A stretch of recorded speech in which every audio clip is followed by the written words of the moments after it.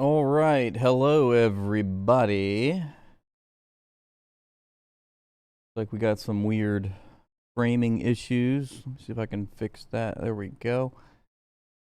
How's everybody doing? Today is Tuesday, July 28th, 2026. I have a shitty camera I'm using, as you can probably tell. There's been a problem with my original camera. The replacement part that I needed did not come in the mail like I thought it was today, so I had to buy a backup camera, which is not as good. It's a little bit shittier, as you can see. But that's not going to stop us, is it, now? Yep, the lighting is really strange.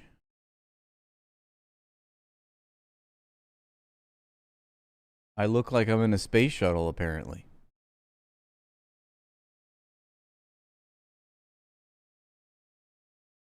Yes, go ahead. Take a moment to notice how bad my camera is. No, David, you don't get it. The prize that you get is in the noticing. The prize is that you are becoming a more worldly and intellectual person.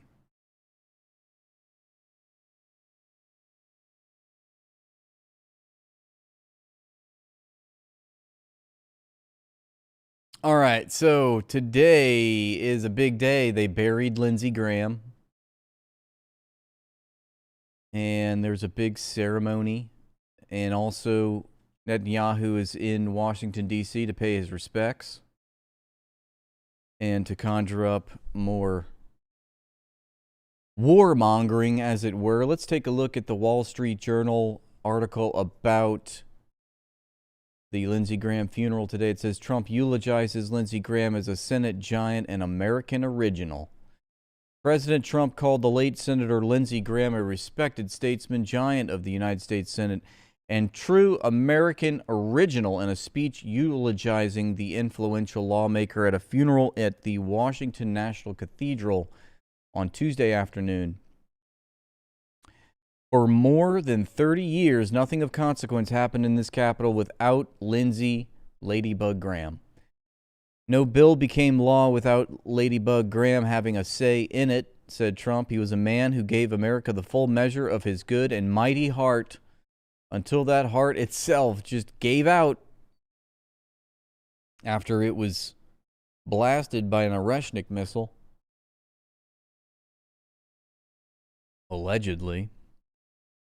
There was truly nobody like Lindsey Graham, says Trump. Graham was a South Carolina Republican who was a top advisor to Trump on foreign affairs.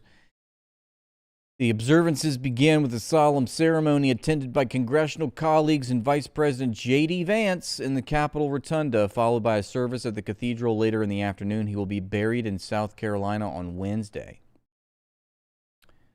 So he wasn't buried, but he was eulogized, and he did have a funeral. Attendees at the cathedral included cabinet members such as Marco Rubio, RFK Jr., Scott Bessent, Susie Wiles, and Stephen Miller. Supreme Court Justice Brett Kavanaugh, whom Graham fiercely defended during his confirmation hearing, had a third-row seat. Before the service began, the crowd was transfixed by the sight of Ukrainian President Volodymyr Zelensky. That's right, Zelensky is also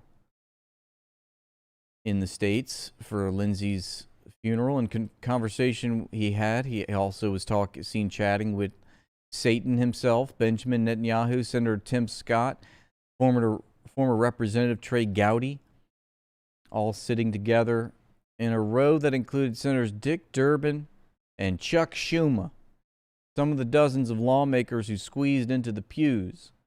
Pennsylvania Senators John Fetterman and Dave McCormick also walked in together holding hands. Okay, I added the holding hands part for effect. While Democrats have heavily criticized Graham and Trump over the Iran war, many had been partners with Graham at other times over the years, traveling on foreign trips with him, or in the case of Durbin, attempting to strike deals on immigration policy. During his speech, Trump also acknowledged that he and Graham had once been fierce political rivals in the 2016 presidential race before becoming close friends later. Lindsey and I did not exactly get off to the best of starts running against each other, Trump said. He then recalled a stunt in which he gave out Graham's personal cell phone number during a 2015 campaign appearance. The president proceeded to read the number again Tuesday to laughter in the cathedral. If anybody wants to give it a shot, the president said, because it's a great time to make jokes about Lindsey Graham at his funeral. Trump also reiterated his support for Senator Darlene Graham. That's right, Lindsey's sister, who was sworn in as a senator a couple weeks ago, whom he endorsed to serve out the late senator's term and then urged to run for a full 6-year term. Darlene Graham was seated in the front row. I have no doubt that he's looking down today, beaming with pride that his sister is now a senator. Fox News host Sean Hannity followed Trump with his own remarks, praising Graham and referenced Graham's efforts to push Trump to confront Iran while calling for the U.S. and allies to finish the jab. Lindsey had more clarity, Hannity said. There can be no path to peace until evil is defeated. Speaking of evil, Netanyahu nodded as Hannity said that Trump and Graham were Israel's greatest friends. Reverend Tony Perkins, president of the Family Research Council, anti-abortion leader Marjorie Jones Dannenfelser, and Trump ally Reverend William Franklin Graham III read scripture. Earlier in the day, members of the Air Force, in a nod to the senator's 33 years of military service, carried Lindsey Graham's casket draped with an American flag into the Capitol Rotunda. In fact, I do have footage of this momentous event happening where they carried him into the rotunda. Let's see if I can find it here. Here it is. Take a look. How could they let this happen, though? Look at this. They totally botched it. Oh, my goodness.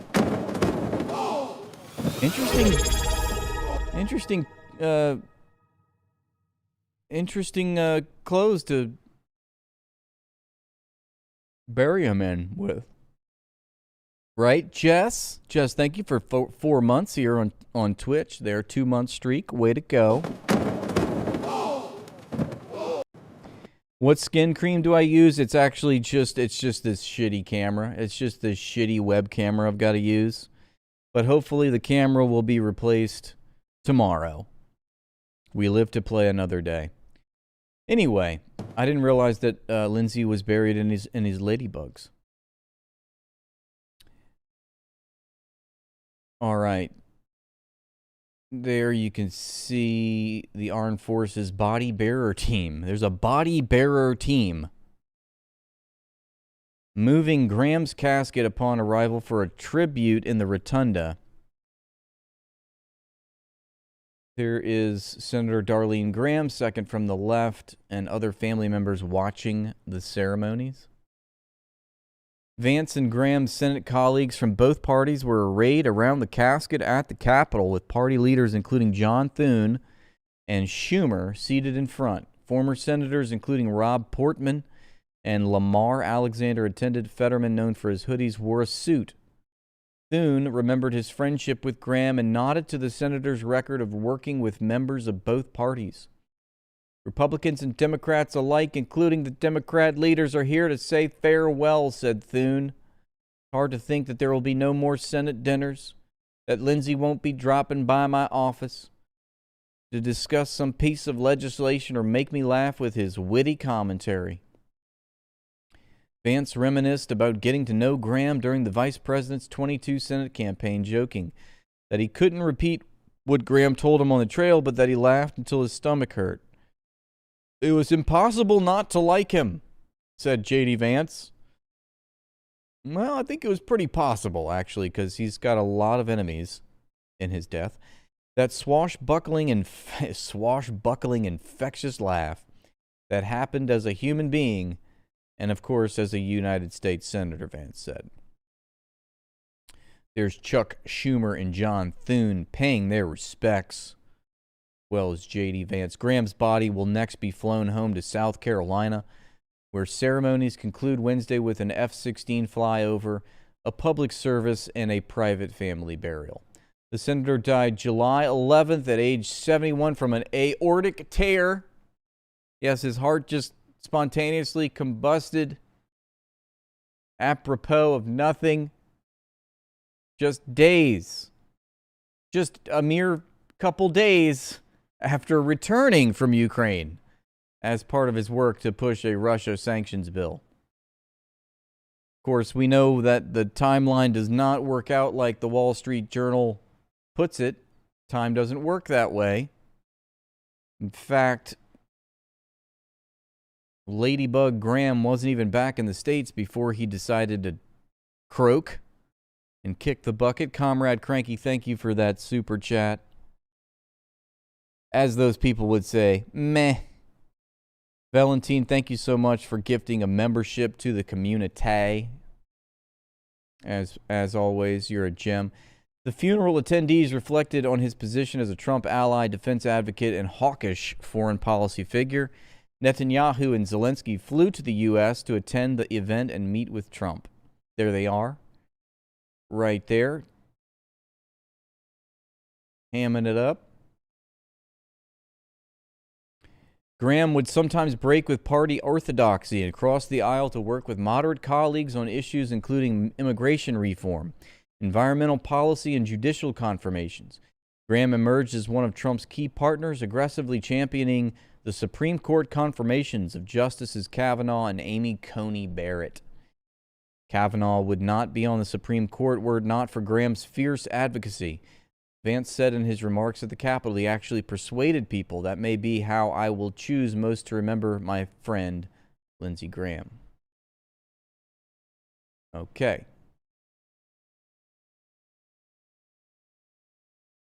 Now, there are lots of clips. Obviously, anytime Donald Trump makes a public appearance, hilarity and ridiculousness ensues. Here is President Trump pulling out some Tic Tacs, and then he shows them to J.D. Vance, but he has a problem because he can't even throw them in his mouth. As he tried to put the Tic Tacs in his mouth, he can't even do that correctly. Let's take a look. There he's got his little Tic Tacs.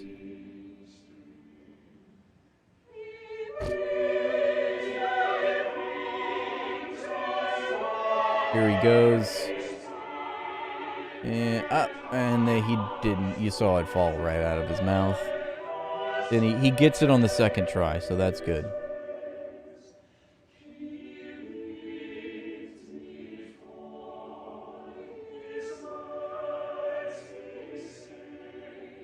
He's like, no, thank you. I don't want any Tic Tacs. And the Tic Tacs get back in the coat pocket. Here he is talking to J.D. Vance. People are asking, are there any lip readers? Of Jesus, who is King of all kings. Amen.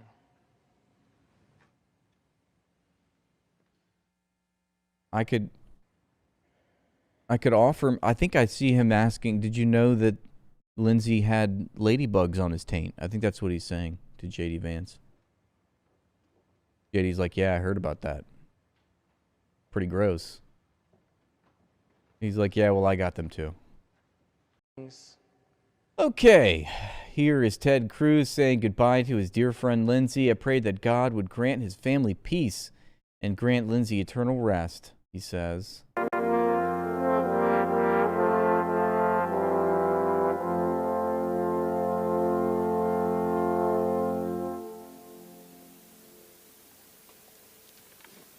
Beautiful. I wonder what part of the Talmud he recited as he touched the casket.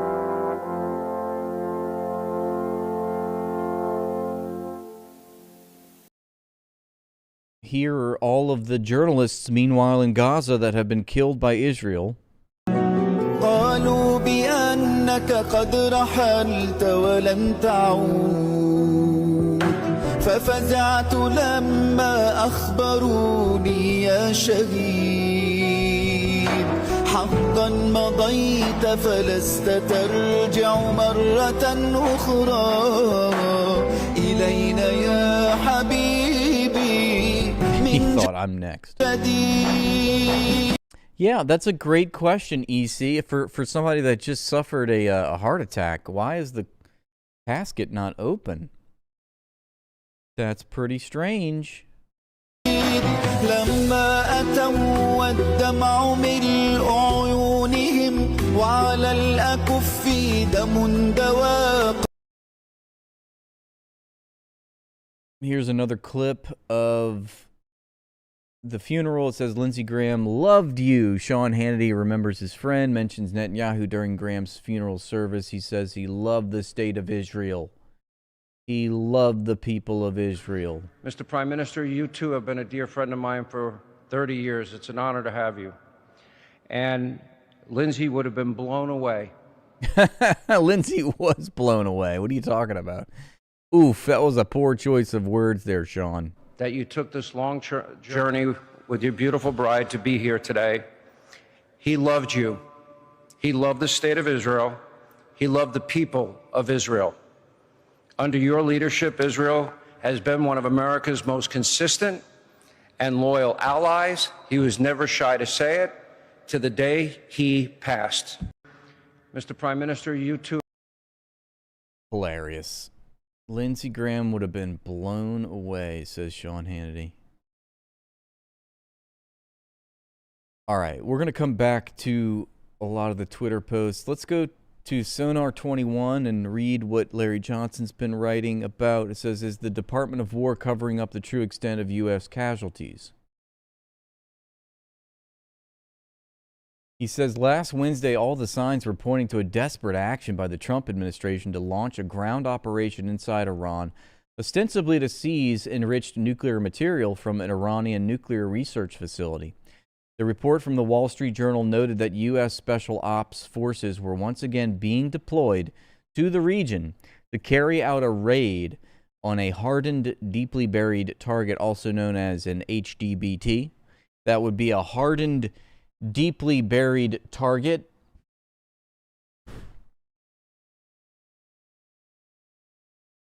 Insert mom joke. Okay, but it also revealed something both disturbing and alarming: the deployment of 150 medics. According to the Wall Street Journal, the U.S. is surging forces, medics, and weaponry to the Middle East to give President Trump more muscular military options as he considers expanding the conflict against Iran.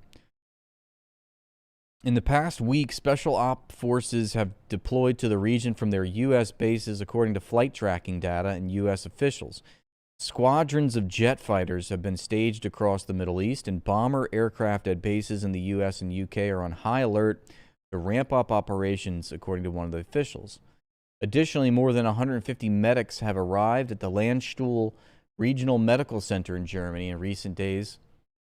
So that's interesting because that's I think Landstuhl Regional Medical Center is where all of the U.S. troops that get, that suffer casualties in these Iranian airstrikes, this is where they are evacuated to. So the hospital is the primary, here, I should have just kept reading. The hospital is the primary location for treating troops injured in combat in the Middle East. 20 years ago, I participated in the scripting and execution of a special ops exercise that stimulated the targeting of an underground nuclear target in the Middle East. The actual location of the field exercise was in the desert of Nevada, northeast of Las Vegas. At the conclusion of that exercise, there was a hot wash, i.e., a review of lessons learned from that exercise. What was the primary lesson learned? Don't do it. Too dangerous because the mission would likely to result in significant casualties and expose the soldiers to unhealthy levels of radiation. Based on the WSJ report, it appears that Trump was on the verge of ordering a real-world version of that exercise. However, this report surfaced on the 23rd of July. 2 days later, Trump apparently rescinded the order for the ground op and halted the bombing of the Iranian coast in the Persian Gulf and the Sea of Oman. So far, so good. What most people glossed over was the report that 150 U.S. combat medics were deployed to Landstuhl Regional Medical Center in Germany. This was not an ordinary deployment, nor was it in anticipation of possible casualties from an impending military operation. These men and women were deployed to reinforce a badly stretched medical staff at Landstuhl that were trying to cope with dozens of badly wounded U.S. military personnel that had survived the missile strikes on Muwafaq al-Salti Air Base in Jordan and 2 Army bases in Kuwait. Based on the number of C-17 medical flights reported in open source that departed Jordan following the July 17th missile attack on the al-Salti Air Base and flew to Ramstein Air Base in Germany, which is the entry port for the Landstuhl Medical Center. U.S. casualties numbered over 100, perhaps higher. The large number of wounded may have been another factor contributing to President Trump's decision to halt the bombing 1 week later. While there are no direct talks between the U.S. and Iran, Pakistan, along with Qatar, are working intensively as intermediaries in trying to resurrect the MOU. Seems to be nothing new in that front. If the MOU is resuscitated, it will be because the U.S. met Iran's demands that Israeli forces withdraw from Lebanon and that the U.S. unfreeze Iranian assets up front, not at some point in the future. I am sure that Bibi Netanyahu will try to persuade Trump to reignite the war and pursue a more intensive bombing campaign as well as some kind of ground operation on Iranian territory. For now, the bombs and missiles are not falling. I am skeptical that this current hiatus will hold. I sincerely hope that I am wrong. Once Ladybug Graham is buried on Wednesday, we may see Trump reverse course once again and renew the bombing campaign. Iran, for its part, is holding firm to its demands that the MOU be fully implemented. Otherwise, Iran is prepared to continue fighting and inflicting more damages on U.S. assets and personnel. So there's the latest from Larry Johnson. All right, let's move back to Twitter, and we'll go ahead and cover most of the top stories. This is from Max Blumenthal. Apparently, Boy George, who was, popular in the 80s, Boy George has released a new song in the past day or two that expresses solidarity with Israel. And one of the opening lines in the song is, quote, "You say genocide, I said war. When you're attacked, that's what the army is for." I guess this is the song. The song is called "We Will Dance Again." You can't make this shit up. And it's, of course, in true Israeli fashion, they co-opt another genre that they did not invent, in this case, reggae.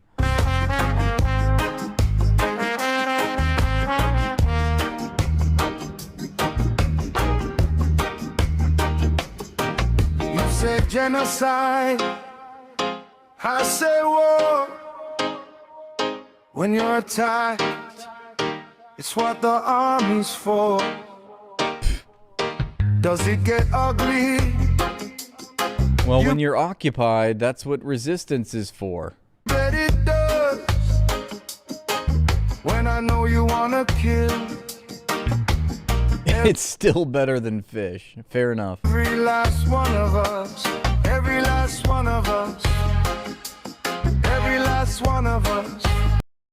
Boy George is desperately trying to stay relevant. What didn't he do? What was the famous song that he did? Do you really want to hurt me? Is what he used to sing. There he is. There's Boy George right there in the funny big red hat. Culture Club. That was the name of his band. This Culture Club singer sings, "I stand with the Jews. I don't feel brave, I just need to behave like a human," in a song that is defending Israel's response to the Hamas attack.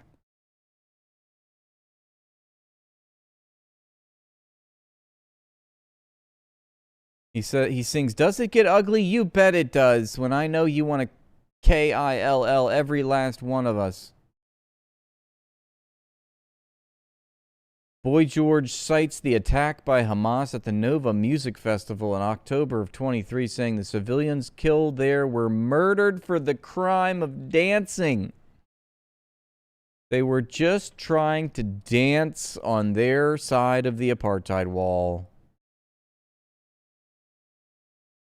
The title phrase, "We will dance again," repeated for the song's chorus, has been used by Israelis to express hope and solidarity in the wake of October 7th. Should we let's just see what the chorus does. Maybe the chorus will pick up and we'll change our judgment of this song. Yeah, that's right. Chameleon. That's the other song that he sang. You never mentioned October 7. Young girls raped against trees. Young girls graped against trees, he says. Goy George, that's right. They're going to call him Goy George. Good Goy. Brutally for the crime of dancing. For the crime of dancing. The Jews. He's trying to sound like a black Jamaican. It's not working out. Selective memory. Musicians holding flags, mouthing like sheep. Propaganda fueled by the internet. It feels so weak. But trust me, we will dance again. We will dance again. We will dance again. And there will be no war. But if you're ever confused, I stand with the Jews. Stand with the Jews. I don't feel brave, I just need to behave like a human. But trust me, we will dance again. If you're ever confused, just stand with the Jews. We will dance again. It has to be true, otherwise why did it rhyme?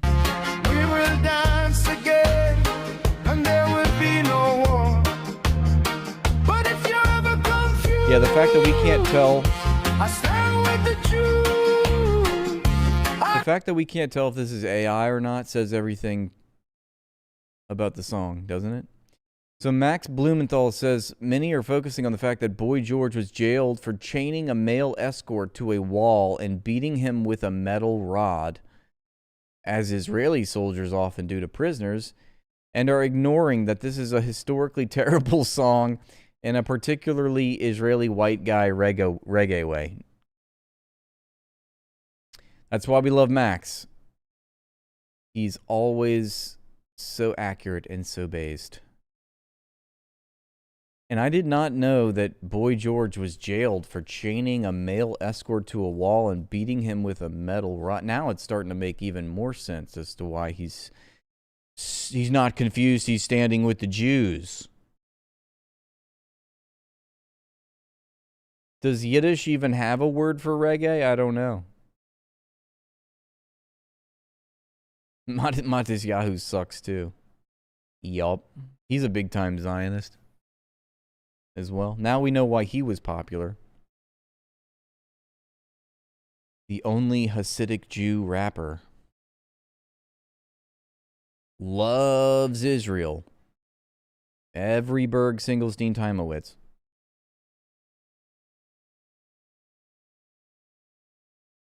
It's Boy George, not George Michael. Yes. Don't get your gay Georges confused. Here is a Jewish man in New York City, and what is funny about this Jew is that he heard an old lady had died in an apartment and that the place was empty. So he showed up with forged papers, posed as an inspector. Inspector Berg. Inspector Berg has come to speculate wits on the price asset gains on this dead lady's apartment. And he, of course, tries to seize it. Let's see. Hilarity ensues. These guys are trying to scam my boy out his property. Look, it's the second time he came around. He trying to get him. Hi, Daniel. Trying to scam. I came to do do inspection of the house. Ain't no inspection. You don't own the house. Get out of here. You don't own nothing. You know there's a court order. Yeah, get court order. He must vacate. No, get out of here. Fake ass court No. order. Look at this nigga trying to scam. This guy been here for years. Get out of here, bro. Get out of here. He's born here. He's like, I heard that there's a home that needs to be occupied. Get out of here. When they called the cops, you came, the cops came, they did nothing. Get out of here. Yo, oh yeah. I don't know if you know this guy trying to scam. We not playing over here. We not playing. We don't give a fuck about that little fake ass hat. We knock his fucking hat off. We not playing. You heard me? We not playing. I understand. I'm That trying to little play. fake-ass I'm trying to get him the fuck out of here before he gets himself hurt out here. You heard? We don't give a fuck about that hat. You heard? No, but I have paper here that says this is mine. We don't give a fuck about that hat. We'll knock his fucking head off. These guys are trying to scam my boy out his property.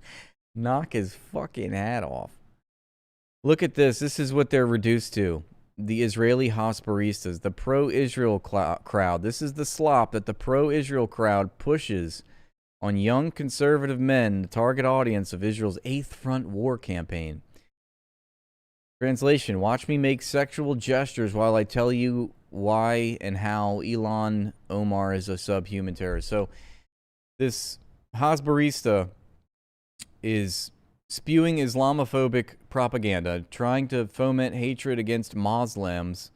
And what's her best way of doing this? Well, she's just going to spread eagle for the cameras.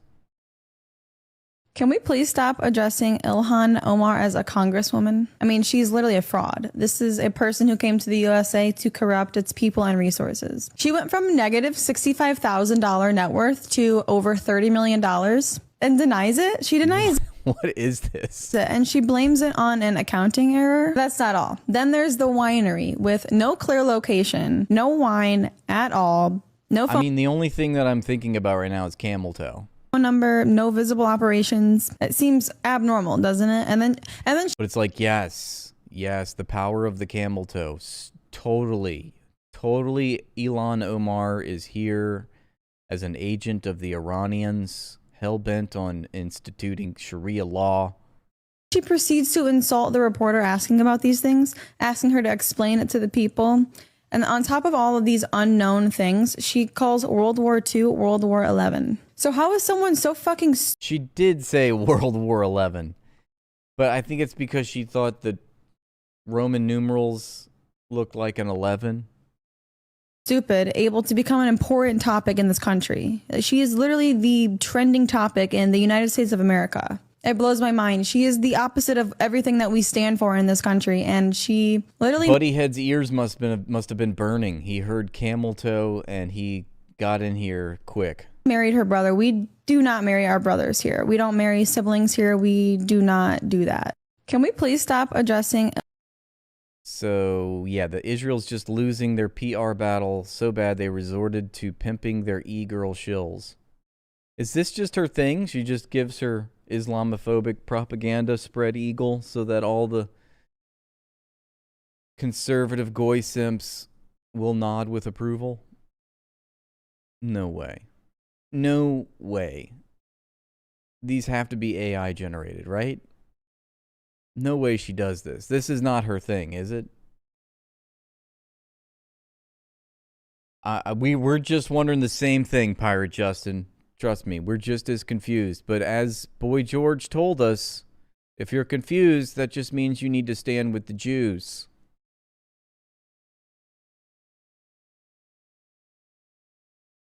Look at this is Helen of Troy right here, folks. This is what we need to save. This is the Western civilization that we must save.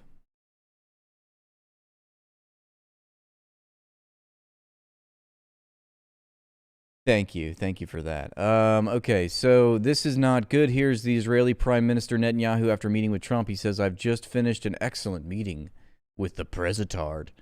When I say excellent, it's not just lip service, which I know he must know what all of his critics are saying about this trip. This is just him trying to signal to his constituents in Israel that he's still the man in charge. He still can wrangle the Americans. Look at him go. He's controlling the president.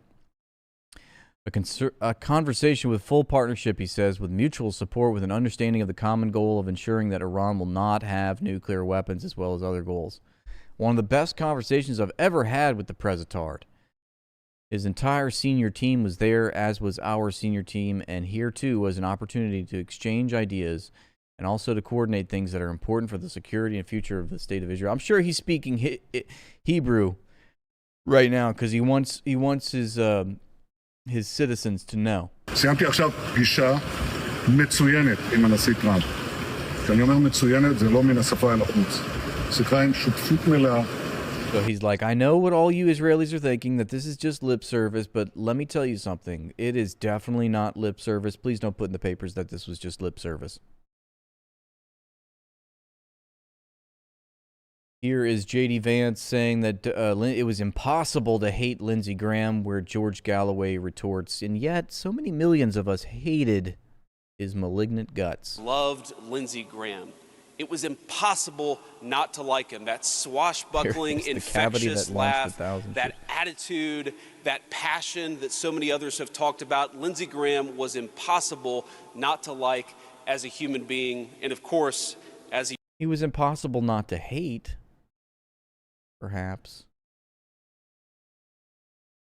Here's Donald Trump speaking about Ladybug Graham, saying how there was never a war that Lindsey didn't like. And he was extremely hawkish. I will tell you, he never saw a war that he didn't like. Reminds me of Israelis commemorating their fallen IDF comrades. They're crying at their funerals saying, he was so hell-bent on going back into Gaza and exacting his revenge. He was going to kill every single Gazan. Now he's gone. Only his true friends would understand that, but he wanted it for the good of our country. And he... You know, I said this is a joke, but Laura Loomer went to Ukraine, apparently, to manufacture some propaganda, pro-Ukrainian propaganda. So she went to Ukraine, got an interview with Volodymyr Zelensky, and I was just joking. You remember how she was photo opping outside the McDonald's in bombed out Kyiv? She was still going to McDonald's, and I said maybe she should go tour the drone facility that Lindsey Graham toured, or go tour a drone facility. Well, it turns out she actually did do that. According to this video, it says Laura Loomer visits the Skyfall drone facility that Graham toured just before his death. Although we know that drone facility got struck, so is it the same facility?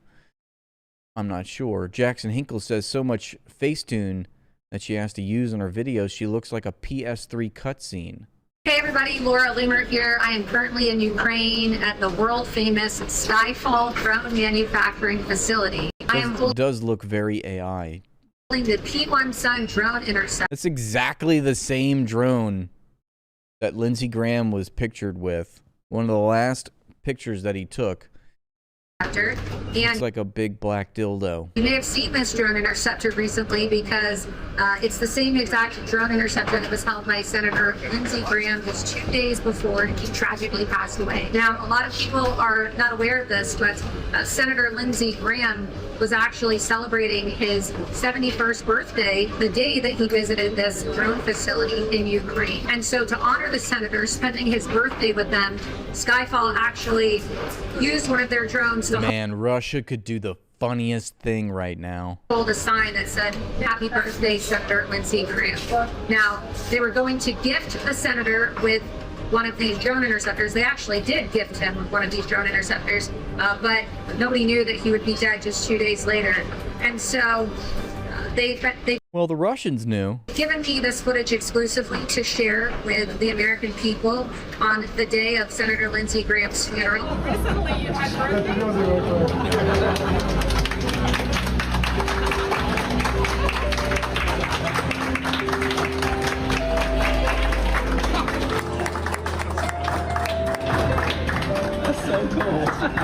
I'll remember that. They also wanted everybody. But he wouldn't remember that because he's dead. To know that they're not going to be sending the drone interceptor and the drone to Lindsey Graham's house anymore. Instead, in honor of Lindsey's commitment to stand with the Ukrainian people and to stand against authoritarianism, they're going to deploy the drone to the front lines so that it can be used to kill Russians. So rest in peace, Senator Lindsey Graham, a defender for freedom and liberty all around the world. What a weird commemoration video. We're going to use this drone that he was pictured with to kill more Russians in honor of Lindsey Graham. Man, that is ironic, huh?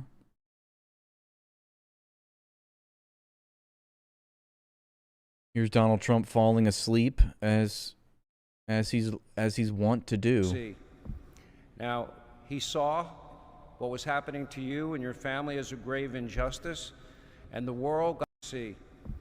Now, he saw.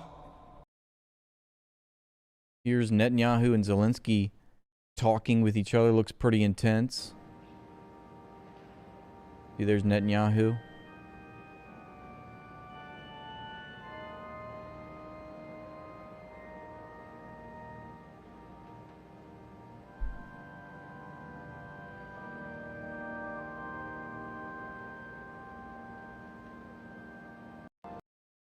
Here's another clip of Netanyahu giving direct orders, it looks like, to Secretary of War Hegseth and Secretary of State Rubio.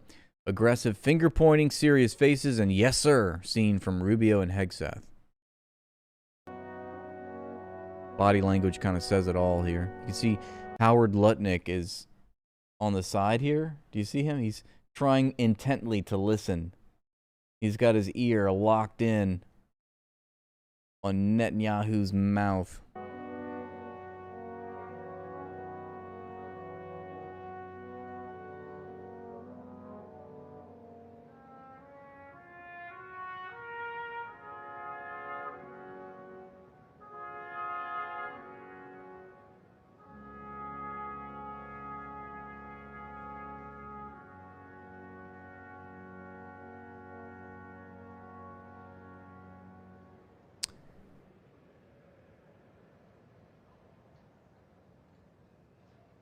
So there you have it.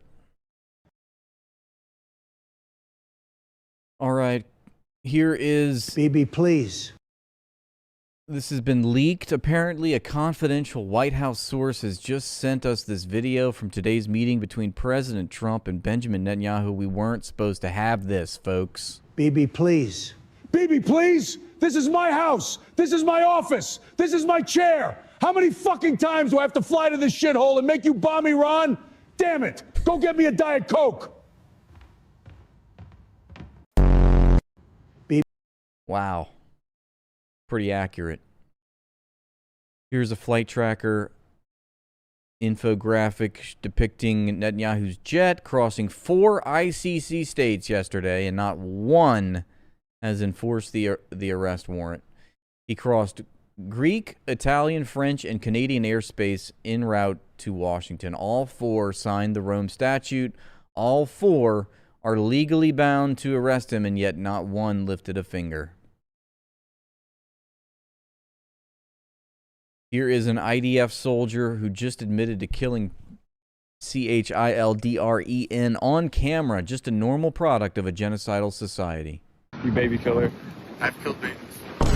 Have you? You think I have? Hey, Philadelphia. nice IDF hat, you baby killer. Worse. Nice IDF hat. Maryland. Did you kill children in Going in the wrong Palestine? direction. Could you kill children in Gaza? How annoying can you be? I don't know. You're the Why did Mayor Lurie hire an IOF soldier to get his ballot initiatives passed? one who's a baby killer. You got the baby killer hat on. Yeah, You're proud IDF. See how everyone got uncomfortable as soon as they found out what that hat was? Yeah. Get used to that for the rest of your life. You baby killer. I've killed babies. Have you? You think I have? Crazy motherfucker. You baby killer.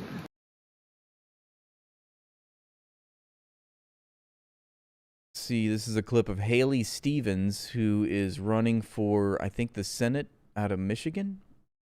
Question, you said you didn't take money from utilities, but you got checks from DTE. Stevens, look, I'm trying to get to the United States Senate.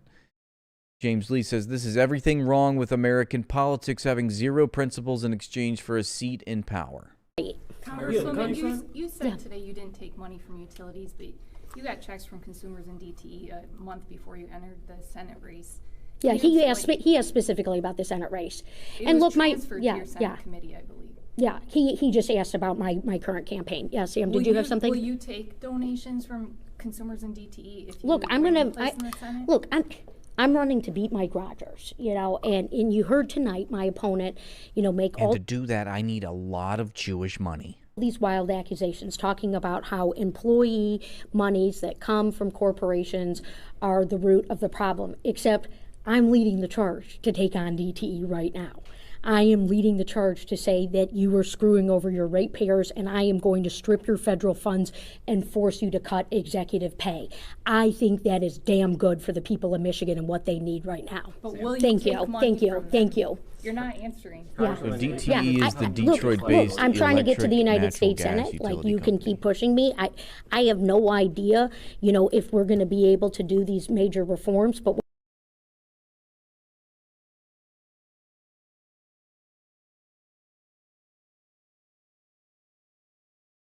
So it refers to political campaign contributions her federal committees received from the company's political action committee. So she's received a lot of money from DTE. Not sure about the source of all this, but it sounds pretty Jewish. Pretty Zionist, I should say.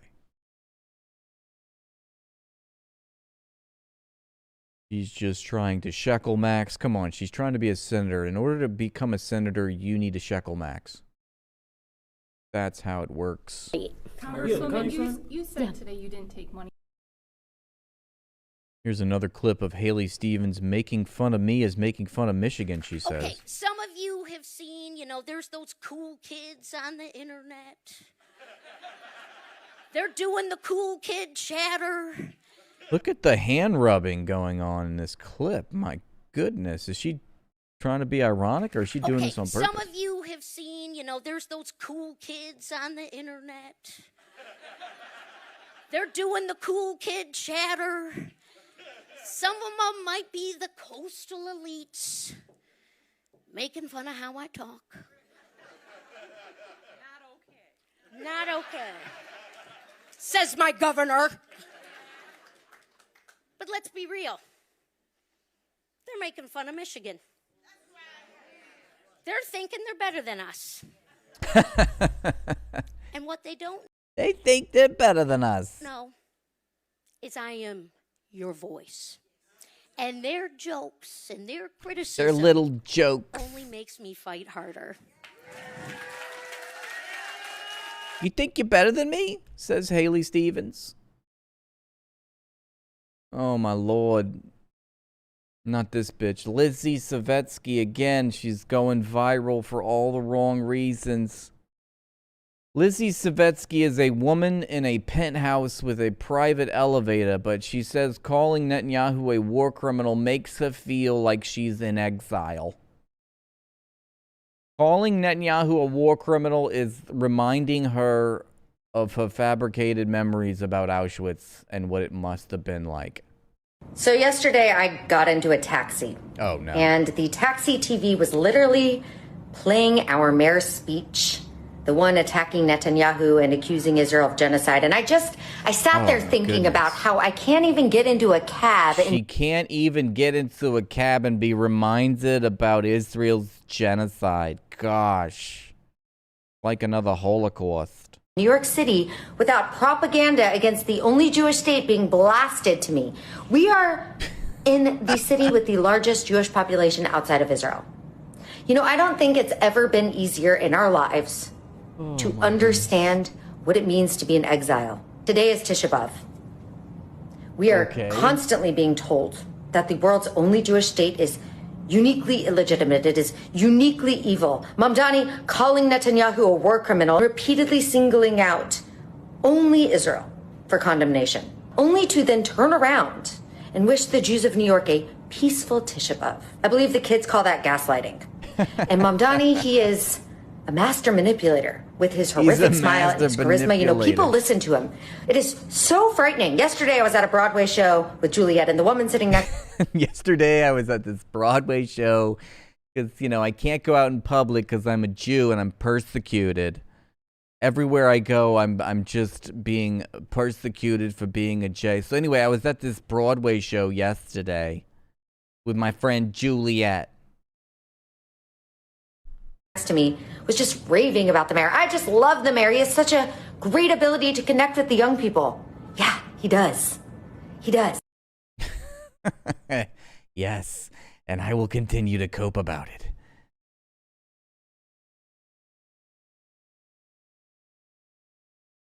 It feels like I'm in exile. I swear to God. So anyway, I was at Broadway, at this Broadway show yesterday when I was in exile. I can't go anywhere because I'm a Jew in exile.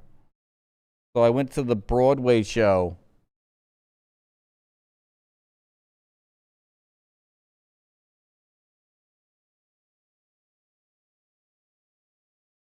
Here's more gaslighting. Israel's National Security Minister Ben-Gvir says, do you know the terrorists wet their beds at night because they're scared of the crazy Ben-Gvir. They're scared we will bring out crocodiles in prisons.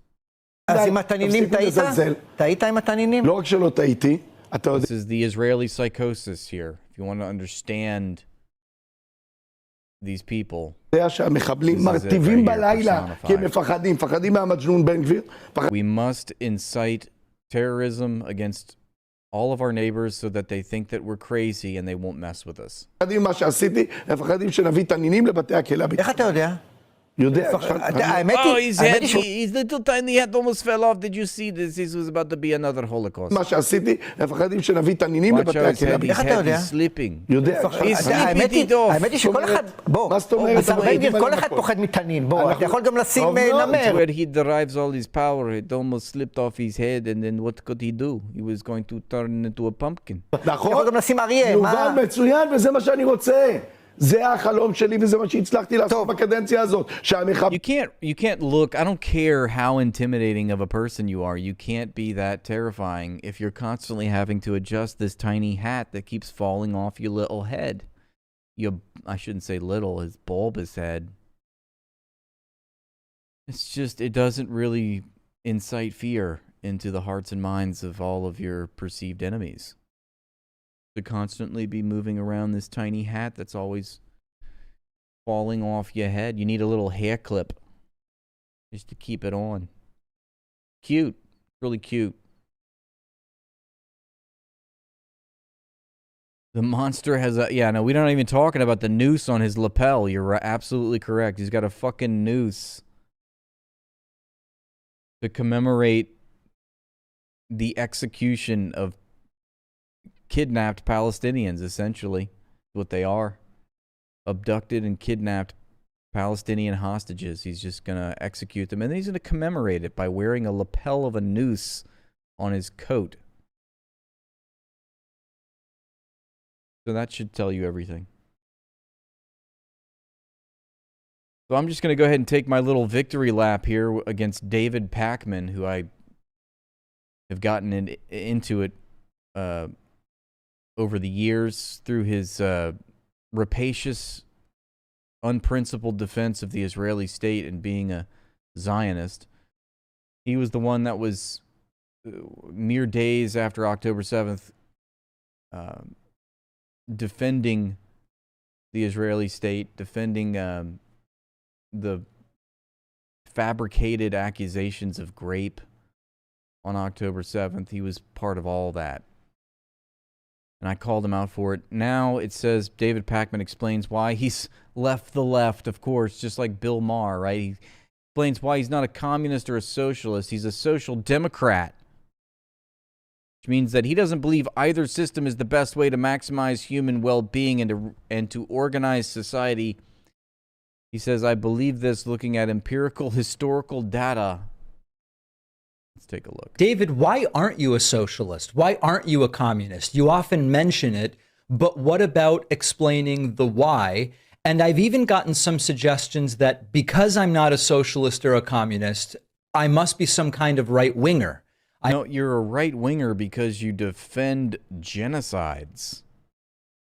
You defend apartheid. You defend Israel. I must have had some political 180 where now I am on the political right. The real reason that I don't support those systems. The real thing is that David Pakman has never budged. It's just that his position has been spotlighted. We now see it for what it is. Everyone's waking up to the fact that liberals are actually fascists. Systems is very simple. I don't believe either system is the best way to maximize. You don't believe that structural problems require structural solutions, David Pakman. You believe in marginal solutions. You believe in Band-Aids. It's because you don't want to be inconvenienced too badly because you are complicit and benefit from the prevailing status quo. It's what got you rich. Human well-being and to organize society. And as such, they are not systems that I can support. And I believe this looking at empirical historical. You believe this looking at empirical historical data, which you will not present to us as evidence. You'll just allude to the fact that there is this empirical historical data while avoiding any details. Data and in applying a socioeconomic analysis to these theories. I am a social democrat. As a reminder, social democrat and democratic socialist are two completely different things. Democratic socialists are socialists, whereas social democrats neither of those two are socialists. Democrats are not. As a social democrat, I support getting everybody health care, strong unions in support of labor, affordable education that is of high quality, progressive taxation where the wealthiest are taxed the most, serious corporate regulation, and a very strong social safety net. I support those things. I just don't support any meaningful policy decisions that will enact those things. I just pay lip service to those things. Support markets, private businesses, private ownership of property. I'm going to pay lip service to all those flowery ideas of, maintaining equality in our present political economy, but I will also meaningfully support all of the antagonists to actually actualizing, I know that's a word salad, to actually implementing those policy decisions. And the ability to make profit in private industry. For a lot of goods and services, there is no good reason to eliminate markets. We don't need government planners deciding, for example, government planners which deciding what? Restaurants should open. Government planners not deciding which restaurants should be open, but government planners deciding, the food, regulating the food industry, for example, doesn't mean we're eliminating markets. The market is still the market. The market is always centrally planned. It's just that David Pakman prefers that financial managers on Wall Street plan the economy to the benefit of financial managers on Wall Street, and that government should not plan the economy. But either way, that neither of them would be eliminating markets per se. Which laptops should be manufactured? What kind of furniture should be manufactured and sold? It's completely fine to let companies compete there. Let people start businesses and own them. Test ideas, succeed and fail. Yeah, that's a great concept in the 19th century when industry actually prevailed over the finance system. But that's not the world that we're living in, David Pakman. So everything that you're saying is actually in the defense of everything that stands against those things. You're promoting the financialization of industry, not the industrialization of finance. Within the context of a market. I do believe that markets encourage innovation, but not because of the reason right-wingers say they do. Right-wingers love to say, if you don't have markets, nobody will ever work hard if they don't have the possibility of becoming a millionaire.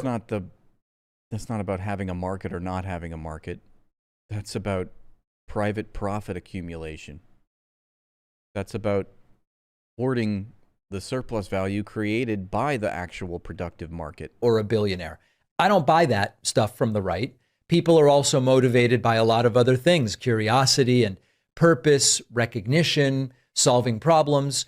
And we see publicly funded research produce extraordinary breakthroughs. But it is also true. It's actually the only research that produces extraordinary breakthroughs is publicly funded research. We should recognize that competition and financial rewards are also real motivators. And if you remove them across the entire economy, you reduce experimentation. When you inflate the debt so that consumers and producers have to spend the income that they create, that they've benefited through their own labor and through their own industry, when they have to spend that income to service more debt, they have less money to spend on innovating, experimenting, which you call the free market, which is really just freedom from economic rents. But this is called debt deflation. This is what has happened to our economy. Most of the income that we receive on our monthly wages, our weekly wages, go to servicing debt, whether it's mortgage debt, rent to a landlord, monopoly rents for public utilities, healthcare, automobile insurance, etc. It's all extractive. So that leaves less money for not just consumers to spend on consumption and goods and services, but also for industrial planners and industrial investors to spend on more upgrades in the supply chain, for example, or more innovations in the industry that they're investing in. That's right. Somebody's been paying attention. Jesse, that's right. We're talking about the FIRE industry, the finance, insurance, and real estate industry, which is the major market, the main major market for money lending by the banking system in the United States. It goes to the FIRE industry. And the FIRE industry, or the FIRE sector, because it's not really an industry, not in a productive sense. But the FIRE sector has siphoned off most of the profits made by industry.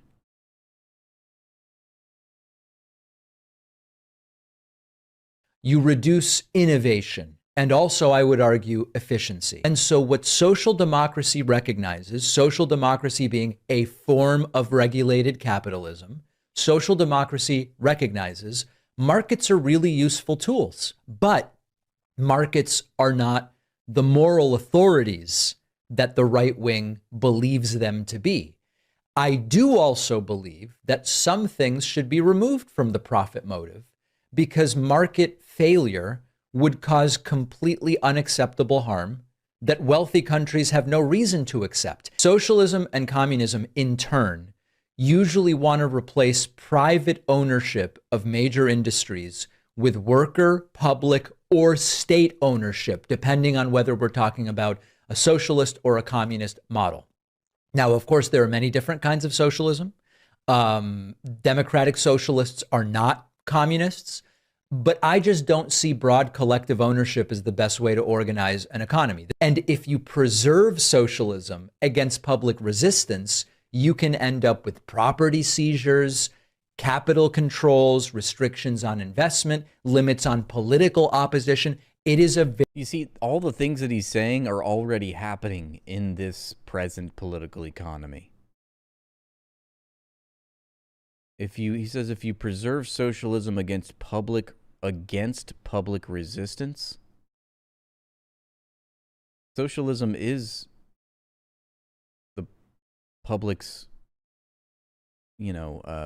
policies. It's the proponent of public policies. Why would it be against public resistance? Resistance, You can end up with property seizures. Property seizures, we already have that, okay? Take a look at the 2008 financial crash when the banks repossessed and foreclosed all of 10 million Americans' homes. 10 million home foreclosures. The banks already do this, David Pakman. They already seize our properties. They already seize assets when we can't pay the interest on our debts. We already have capital controls. You know, most of the capital that gets created is created by banks, and it's meant to service more debt. It's meant for financial overhead. It's meant to inflate stocks, bonds, and real estate prices. So all that shit still happens. Capital controls, restrictions on investment. We already restrict on what is considered something that's investable.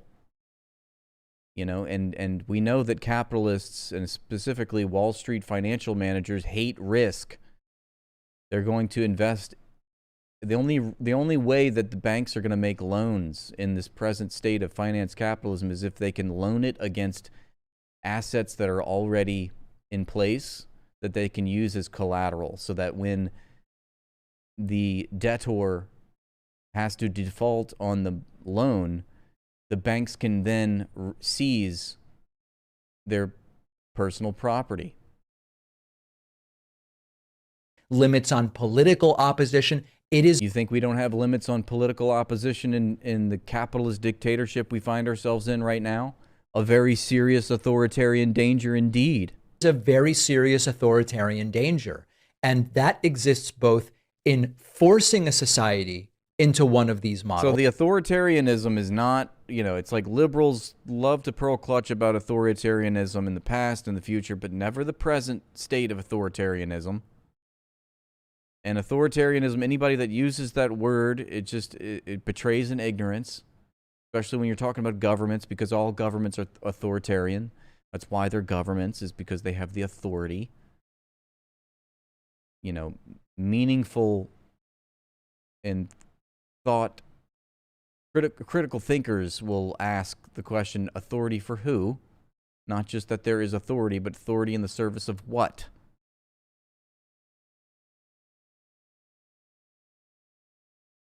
What else did he say here? Yeah, so it's a very serious authoritarian danger, but he's not too concerned about it. He doesn't want to oppose it either way. He wants to sit on the fence, because what's the best way of opposing authoritarian danger than to just not really organize against it? That exists both in forcing a society into one of these models and in getting it to remain there. So capitalism doesn't force, by his presumption here, by his logic, capitalism does not force a society into its economic model. That characterization is only accurate when applied to communism or socialism, according to David Pakman. Remain there. Communism just intensifies that. And reaching the supposed stateless society requires an extraordinarily powerful state.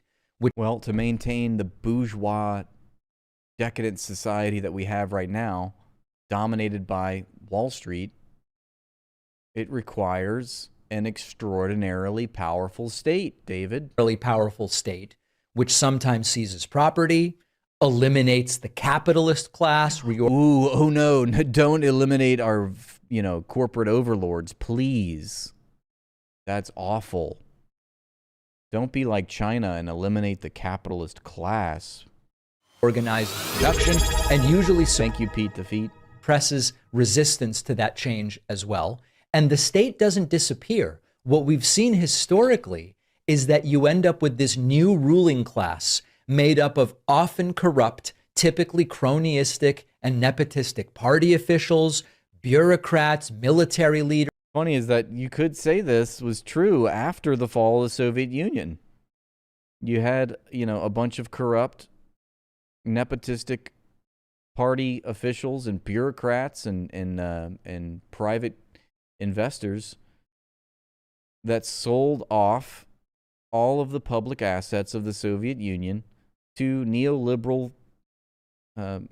finance capitalists in the West in the early 90s. Officials, bureaucrats, military leaders, security agencies. Now, I know that some people will go, but David, those weren't real communism. I think that avoids sort of the central question, which is why have attempts to implement communism so consistently produced this one-party rule filled with censorship and repression? I mean, again, you're describing capitalism but calling it communism. And to that, I would say, why have attempts to implement communism so consistently produced the elevation of wages and literacy rates and life expectancy? And, you know, made the countries more food independent, more sovereign. This one-party rule filled with censorship and repression. So for me, one of the key tenets of leftism is opposing domination. That includes... Unless it's capitalist domination, in which case you're completely fine with it because you're a social democrat. Domination by corporations and billionaires, on the one hand. And it also includes opposing domination by governments or political parties or these self-appointed revolutionaries who say, I speak for everybody. Social... So you want to oppose the oligarchs, of course, and corporations and billionaires, but you know, not if you know, have to side with socialists or communists. Includes opposing domination by governments or political parties or these self-appointed revolutionaries who say, I speak for everybody. Social democracy, which I subscribe to, recognizes corporate power can become abusive and state power can become abusive, and both need democratic limits. Sounds reasonable until you realize he also supports Zionism. Nick Cruz says David Pakman is literally a Zionist, couldn't ask for a better endorsement than him condemning socialism and coming out as a sock dem.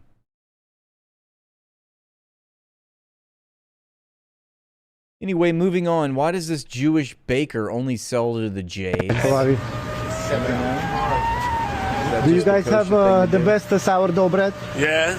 This is good? Where you from? Where you from? Serbsky поселок, Siberia. Where? Serbia, Siberia. Siberia. That's good. What's your name? Misha. Misha, Jewish. This looks very delicious. So Let's Jew, keep. huh? Let's put on shuffle. Good sourdough. We win the game.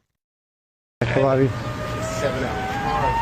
don't get that clip. That was weird.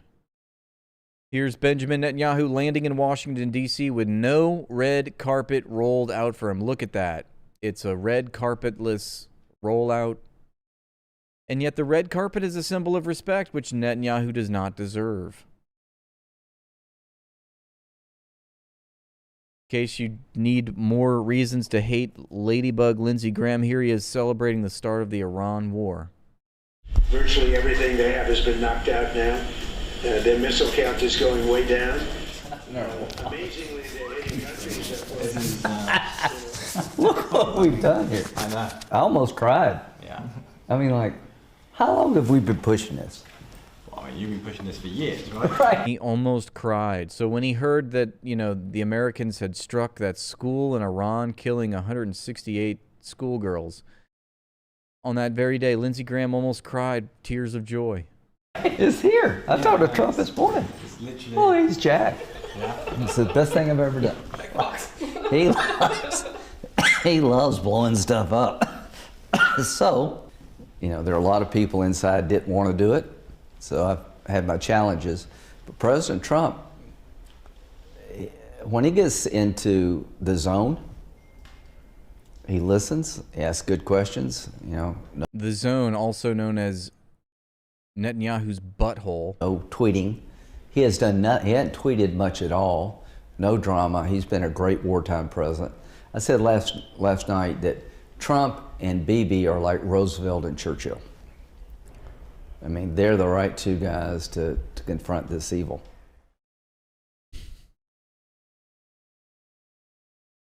So there you have it. But Laura Loomer discovered that she's basically like part Ukrainian, and she found this out when she went to Kiev. She's like, I had never been to Kiev, but now I've been to Kiev, and I'm like Ukrainian pretty much. And when you admit that you were wrong, I've met you. I've gotten to meet so many amazing people here in Ukraine. I had an amazing interview with the president. I discovered that basically I'm part Ukrainian, I guess, right? And basically, right? I guess I am Ukrainian. I guess I went from being anti-Ukraine to discovering in Ukraine that I am Ukrainian. So I guess the money is good, you know? You got that check. She's like, oh, I'm Ukrainian. That's what this was about. It's quite shocking, but I appreciate everybody who has been so kind. I totally appreciate it. And you think she's capable of mustering 1 second of sincerity in her entire life? She just seems like such an insincere person. Here's another clip of Lindsey Graham in early March predicting that several Iranian cities would fall within 3 to 4 weeks and that the United States would get Arab states directly involved in the war. It's now the end of July. Iran controls its entire territory as well as the Strait, while U.S. bases across the Gulf states are devastated. The neocons always overestimate what can be achieved with military power and consistently leave the U.S. in a weaker position. However, they nonetheless always get their war, don't they? Able to deliver. Oh, to be honest with you, I think about 3 to 4 weeks, we should have them in a spot where they start losing control of some cities. And what we're trying to do is just get a few cities to fall in the next month. Well, I think in the next few months, Lindsey Graham will lose control over his body because he's dead. Get the Arabs more openly involved tomorrow or by the end of the week. Listen to this hand-rubbing seminar going on. And just have almost irreversible momentum. Able. What a despicable human being, in quotes.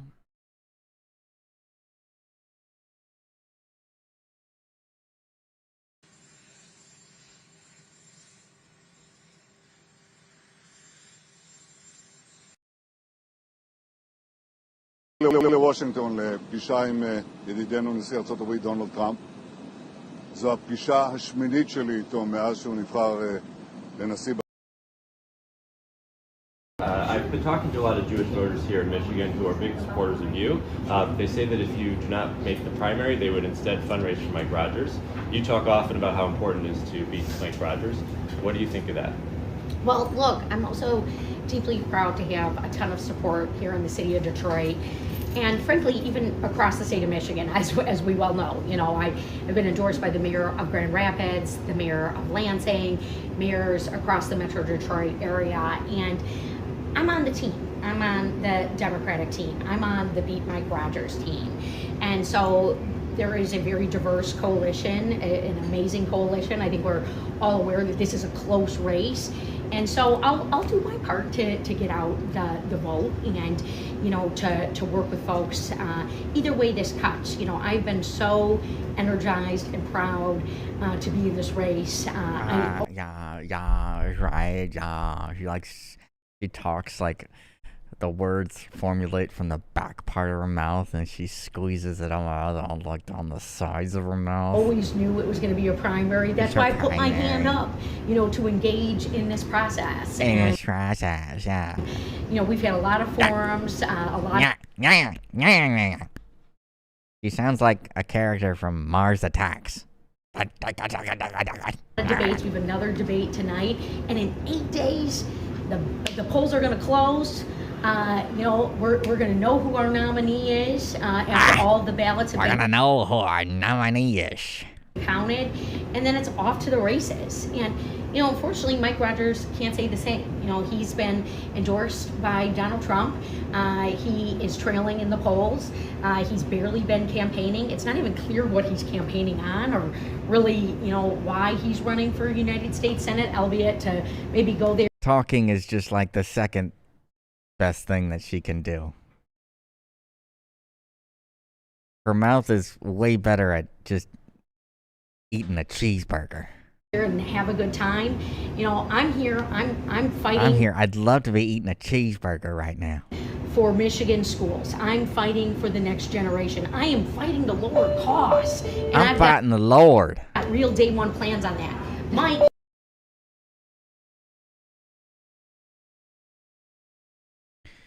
Miriam Adelson details how she bought Lindsey Graham's soul all the way back in 1990. We were very close friends of Lindsey.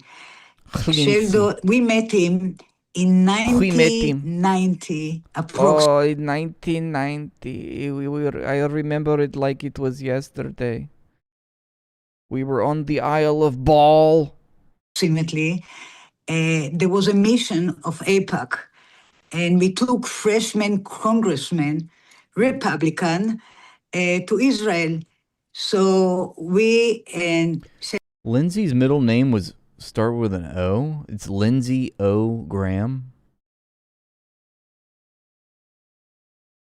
What do you think the O stood for? Orville. Lindsey Orgasm Graham. Lindsey O-Face. Sheldon and me and another two partners of Sheldon paid for the trip, donated it to AIPAC educational group, something like that.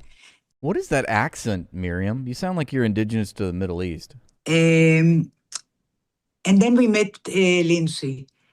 And I want to tell you, I, as a physician, I love to see the brain. I mean, and the eyes. Oh my God, she's getting very creepy. Okay, Jeffrey Dahmer. Our brain. And they were so pure and blue. I don't know about you, but I love to see the brain. And I like to see the blood splash against the wall after you open up the brain. But that is just me being a physician. And I mean, you could see what he's thinking about. He was so honest with integrity. And Sheldon and me fell in love with him. And the relationship continued for years. As was mentioned I talked to them with his secretary, Betty, and I asked her, tell me more about the relationship. She was telling me every day, there was not a day that Sheldon talked with Lindsey. They were talked about Israel. Lindsey gave him Let's just hope that's all that the children did with Lindsey Graham. advice. Sheldon gave him advice, and they had fun. They sang Edelweiss? We were very close friends of Lindsey.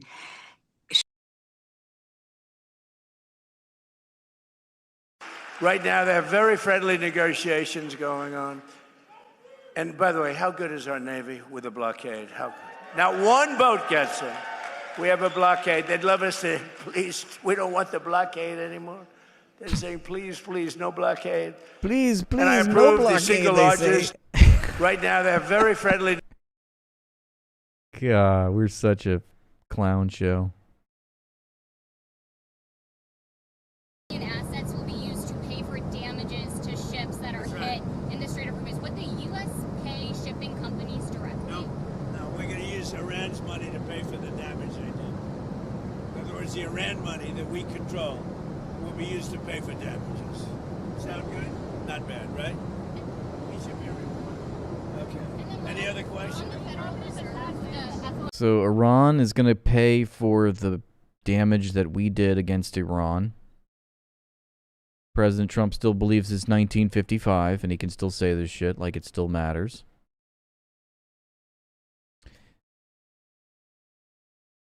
Netanyahu tells Fox News that the last thing that we would want is a genocide, of course. That ratio in Gaza because the last thing we want is genocide. In fact, we want to hit the terrorists, not the civilians that they use as human shields. And we're very successful in doing that. We don't want to hit the civilians that they use as human shields. In Lebanon, that ratio in Gaza. Fuck though, we will. We totally will.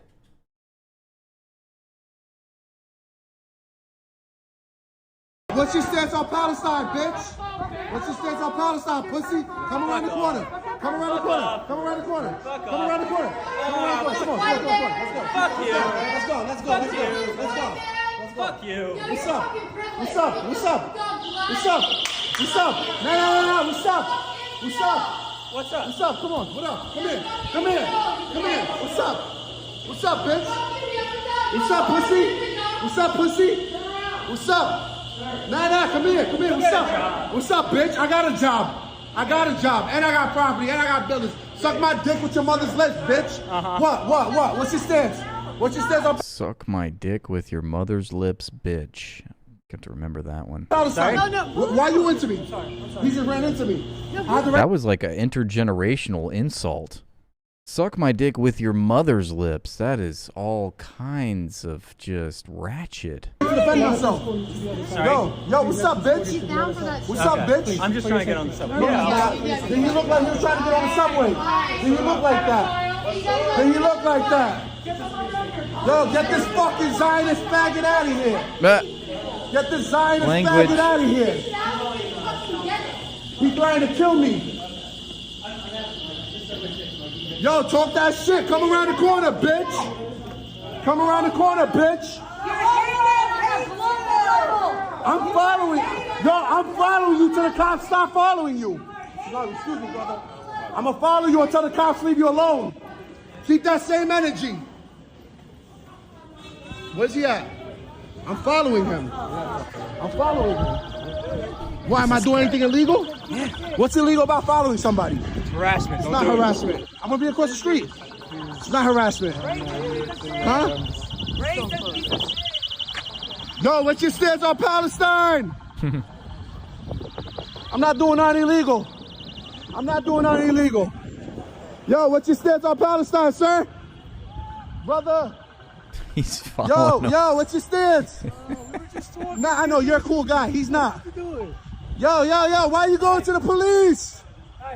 Yo, what's up, man? What's up? We're gonna be good friends, me and you. We're gonna be really good friends. Yo, keep that same energy. Talk shit. Hey, look at that. What's keep that? that same energy. I dare you to touch my phone. I'll break your neck. over there? I dare you. I dare you. I'm not interested. Give me a reason. What's that over there? Looks like a lampshade. Give me a reason. I'm not interested Make in this any of shit that. justified. Go right ahead. What are you, a Hilltop youth? You with the Hilltop youth? Huh? You harass people and back home? No, Is that what you do? You go to villages and kill my people, you faggot? Yeah, what's up? Talk shit to me. Why you got police escort? Look, he's scared. He's chicken shit. He's chicken shit. He's chicken shit. I'm with the Palestine News Network. What's your stance on Palestine? What's your stance on going home and shutting up? What's your stance on Palestine, bitch? What's your stance on Palestine? I'm in your neighborhood. I'm in your neighborhood. Yo, what's up, man? Yo, why you getting police escort? I don't know. Why are You're scared. Why you so scared? I'm not. What happened, bro? Your balls dropped? I'm not scared. You dropped your balls? You Dropped your balls, you little fucking Nazi? Yeah, why you getting escorted? Oh, thank you. Have a nice day. Yeah, thank you. Little bitch. Fuck out of here. You know I'm paying my shit too. I'm going through. He's like, I'm getting on a subway too, this motherfucker. Oh, that warmed my soul. Russia has sunk a Turkish cargo ship. This is stuff you don't see every day. Look at that, capsizing in the middle of the ocean. A huge tanker. My goodness. Odessa media outlets are reporting details about a cargo ship sinking off the coast of Odessa.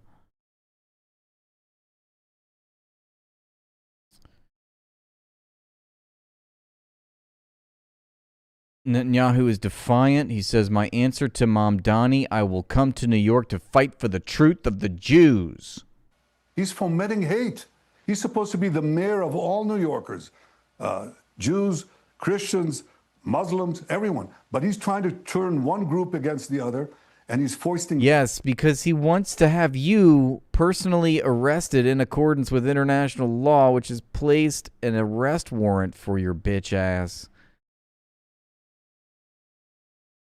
Obviously, that must mean that he's trying to not make a safe space for the Jays.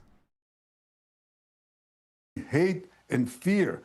I speak to Jewish Americans in New York, and they're afraid right now. And I don't think it's accidental that after he made this hate speech against Israel and against me, the next day, a Jew is stabbed coming out of a synagogue. I think, and with the next day, a Jew is stabbed coming out of a synagogue. A cry of Allah. Clearly, both are completely related, and certainly, the second story is very real. Akbar, Allah Akbar, and you know what that means. So I think you know what Allahu Akbar means. Yeah, that means God is great. Allah is Akbar, Allah Akbar. I think, and with a cry of Allah is Akbar, Allah Akbar. And you know what that means. So I think that it's shameful. This thing means God is great. Yeah. Very well, bad know what that means. For New York. I think it's very bad. Far better than hearing Em Yisrael Chai. Bad for peace.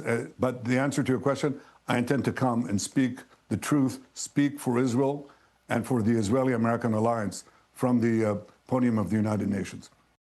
He's fomenting hate.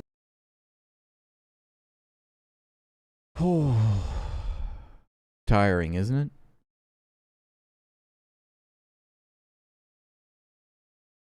שיש לא רק במשרד התובע, אלא ב-ICC כולו.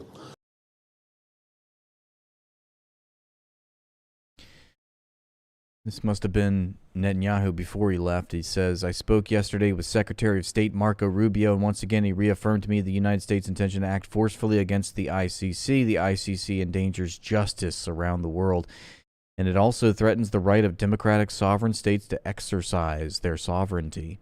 In effect, it seeks to subject their security to the decisions of a corrupt clique in The Hague.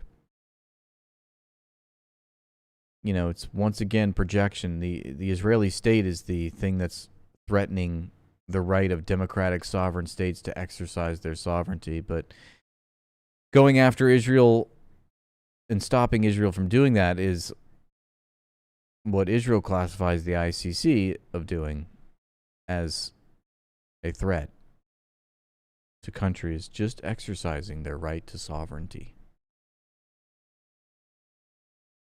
Dr. Araqchi, meanwhile, in Iran, has reported that Zelensky has attacked an Iranian commercial vessel, killing a sailor, a blatant UN Charter violation done at Israel's behest to drag Europe into its war. In calls with EU High Rep Kallas and Foreign Minister Lavrov made clear that what the freeloader in Kyiv did cannot go unanswered. So Zelensky attacks Iran the day before he goes to visit Trump as a way to say, hey, look, we're all on the same team.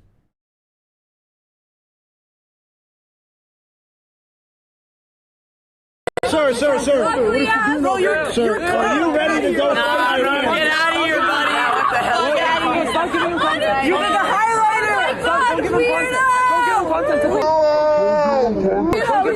I know Ma'am, I'm not going to speak on minors. We'll let her breathe. We'll let her do herself in. What do you say? Give them enough rope. Any last words, ladies? Nothing? Thank you, guys. Thank you so much. We're out of here. We're out of here. We're out of here. You're a clown. You're a clown. Fuck out of here, bro. Get out of here, bro. It's so funny. It's really funny. Yo, I like your shoes, bro.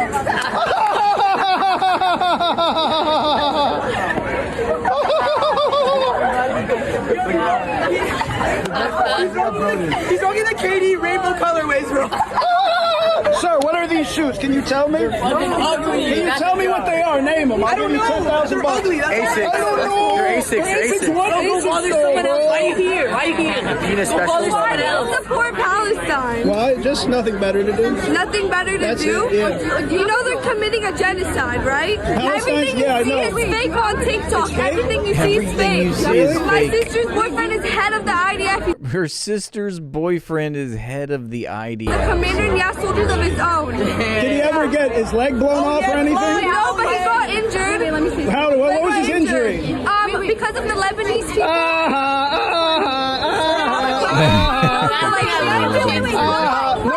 The people that they're occupying. Yeah, the IDF soldier who got his arm blown off. That's funny, right? It's not funny. Isn't it funny when guys say fuck Gaza? No joke. No. I'm 48. You're 48. You're 48 years old with no job. People out here to mine are weird. No. That's fucking weird. 48. No. Guys have gotten bored.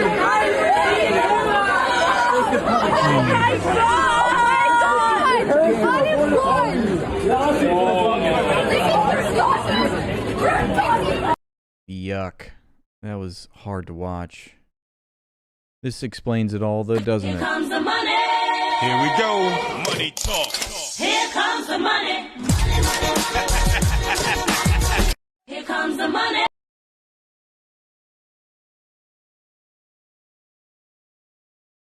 So the White House releases a photo on the left, and the actual photo is on the right, apparently. This is what our actual president looks like under the harsh light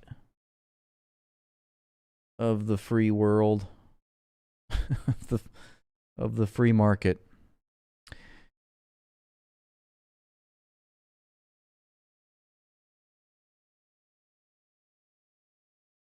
This is our president, by the way. He really tweeted this.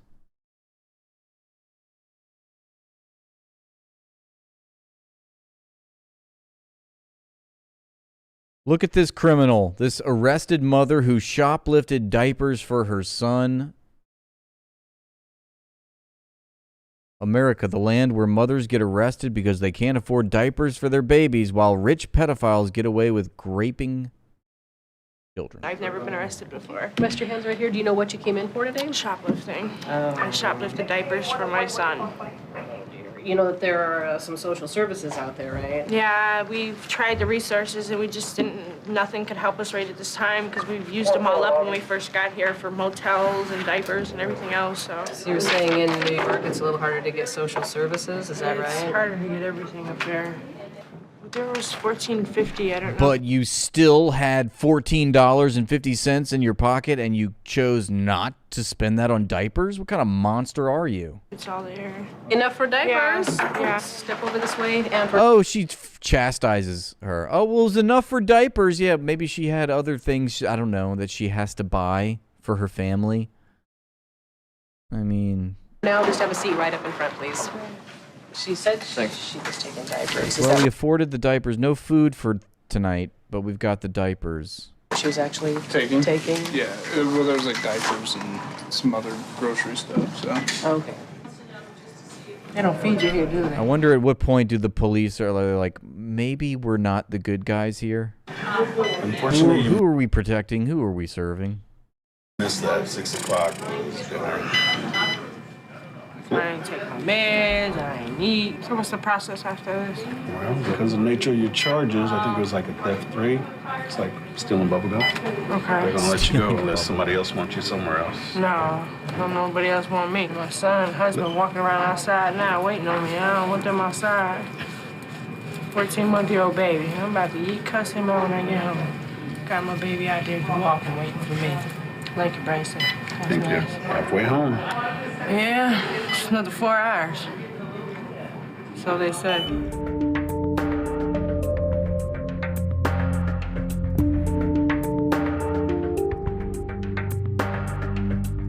Were you able to get a hold of your husband at all? Yeah. I told him to take the good. baby home because it's raining. It's too cold for him to stay out and wait for me, and who knows how long this is going to take. But you guys do have a place to stay? Yeah. We'll be all right. Fred and I are going to stay with friends tonight. So. Good. Well, it's good you got a chance to get a hold of him. Yeah. Let him know what's going on. I told him it'll be a little while. I just told him I didn't want him outside with the baby because it's too cold. And late. Very late. I mean, we've slept outside before, but I just don't want him out there now. It's too wet. He gave me a list of places that help with diapers and stuff. So awesome. Some resources I'm really happy. for you. Yeah. Good. That's good I'm really news. happy about it. So a bunch of them. So.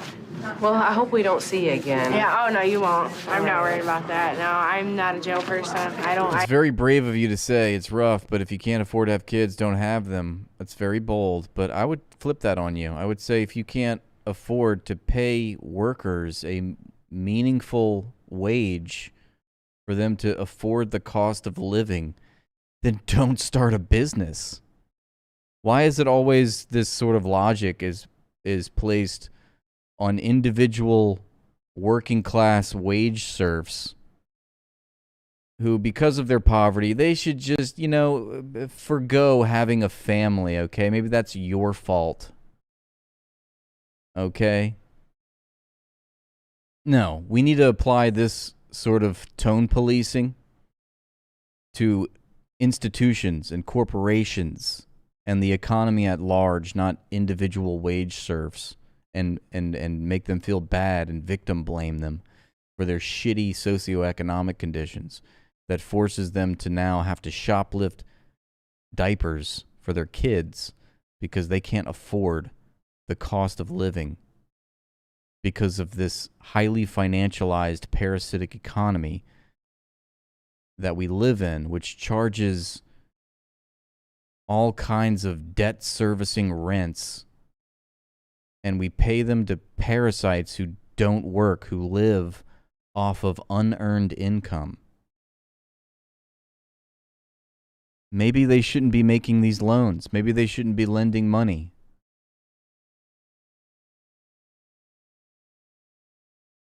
Maybe they shouldn't be writing our tax policy or the interest rates.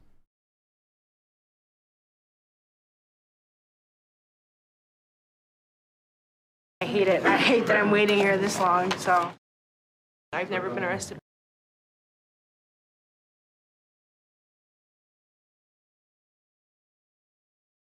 Like, if you can't afford oxygen, I don't know, maybe stop breathing.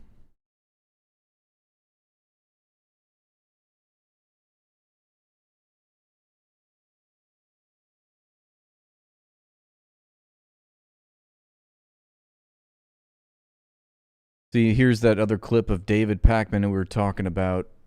Just October 20th, here he is, manufacturing consent for the Israeli propaganda machine. Right now, we have democratic countries who, if they make a mistake or lie, are subject to negative consequences, saying this wasn't Israel.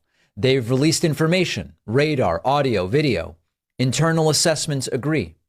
This was not Israel. Again, you need to apply this to the Wall Street financial planners, the usurious class of capitalist banksters. Because we have a lot of them that don't even work, but they get money somehow, don't they? Not immigrants, no. Wall Street investment bankers. We are paying them for the pleasure of screwing us over in this economy. And you're still worried about the poorest of the poor? Literally, immigrants who have escaped the bombs that were raining down upon them from the U.S. military in Latin America and beyond because of formal U.S. foreign policy, which is to imperialize and control every other country and make sure that they subvert and prostrate before the American capital system. I'm going to give you a big piece of advice. It may feel very insightful, but poor people are not the cause of your problems. Other poor people have very minute influence over your daily life and certainly your socioeconomic conditions. The only minority that you should blame for this economy is the 1%. They don't work. They live off of the earned income of others. That's what makes it an unearned income. Charging economic rents for natural resources like land and water.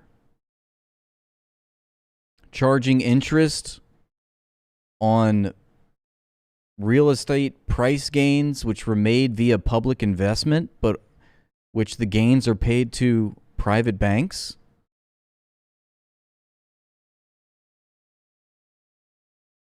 Those are the people that aren't working, but are getting all of the money that the public has invested.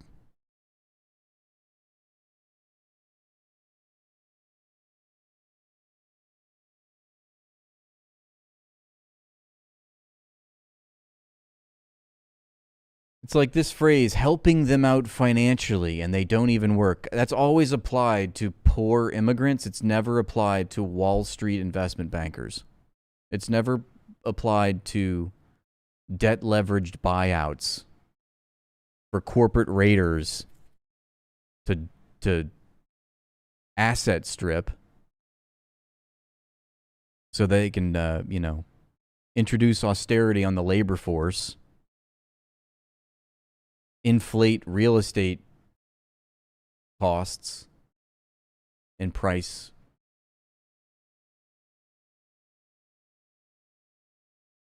We're not helping them out financially. That's just the free market doing its thing, right? Right, folks?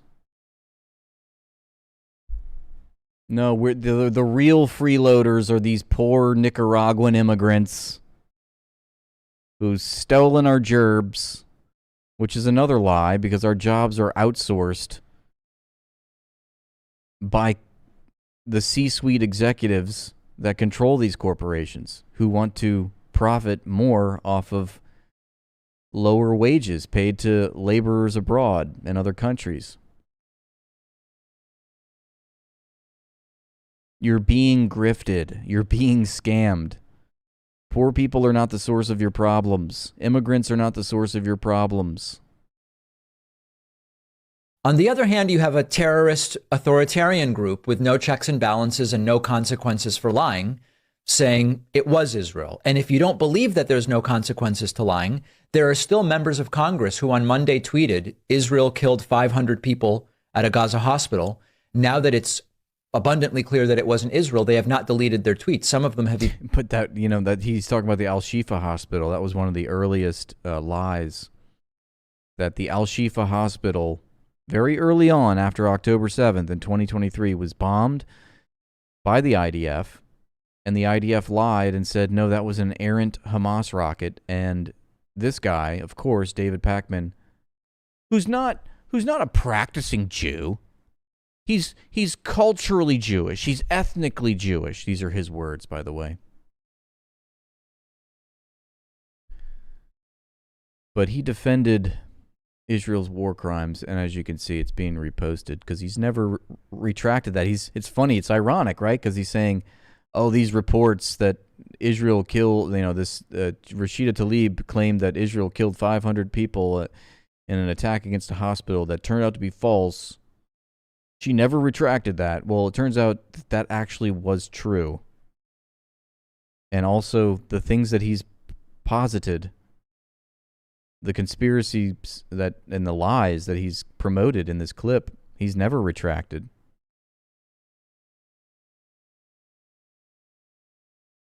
Not least of which is the graping, the alleged Hamas graping that occurred, that did not occur.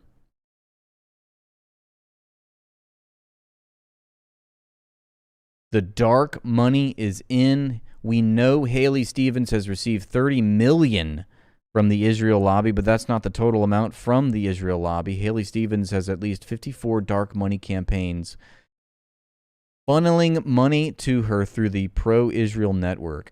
Not hiding anything from voters. I'm not breaking FEC laws. By any stretch of the means. In fact, I'm compliant with the FEC laws and what's gone on here. So maybe that's something on the. Just trying to see whether you're and also, Chad, you know that individual No, I'm not. Bob, I have not seen the super chat. I'm sorry. What did it say, Bob? Bob, please forgive me. I am so sorry. Okay.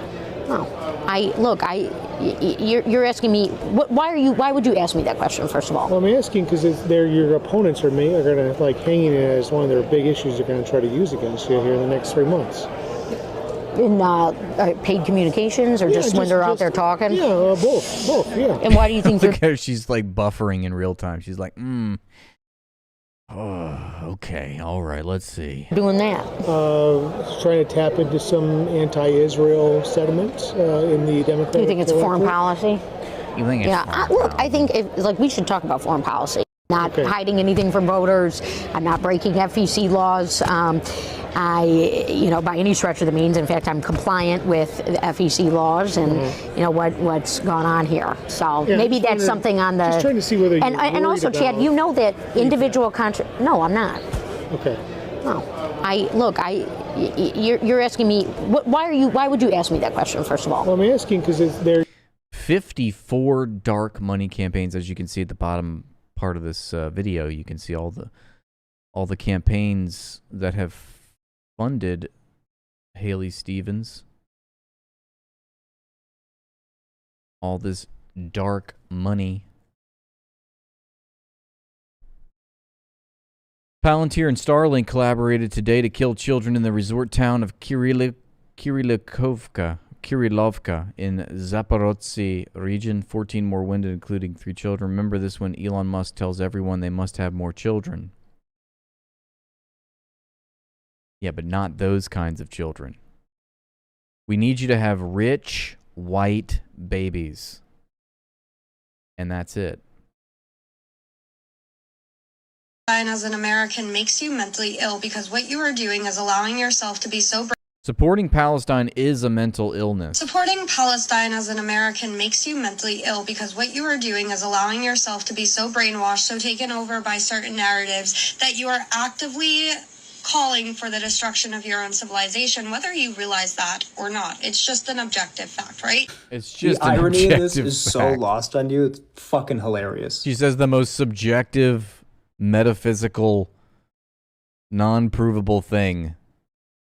And then she said, it's just an objective fact. Let me see if I can help you figure it out here.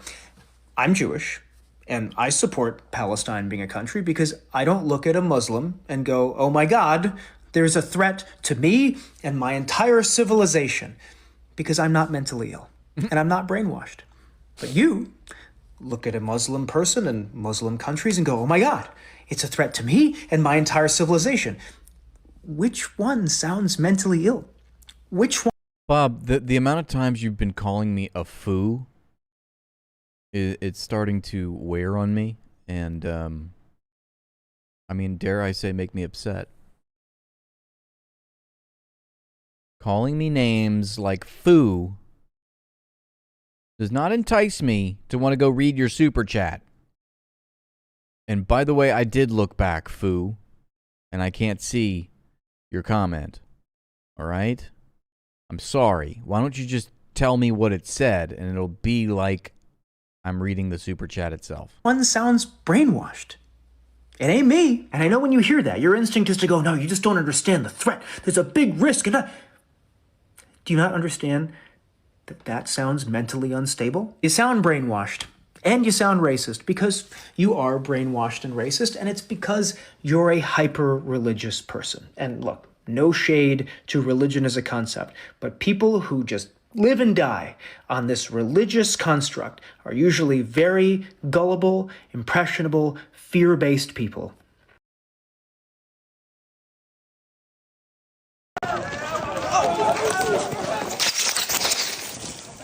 Fuck. Fuck. Here's the Israeli army tear gassing journalists in Nablus in the West Bank. We're in the Nablus area where yesterday the Israeli army massacred 4 Palestinians in response to... Look at that jerk off with his gun aimed. You saw that? In the background? The Israeli army massacred 4 Palestinians in response to them defending themselves against the settler terror attack. So today the settlers are set to march through the Palestinian communities, and of course the army is there to protect them and to attack the Palestinians. Fuck. The army just tear gassed the journalists.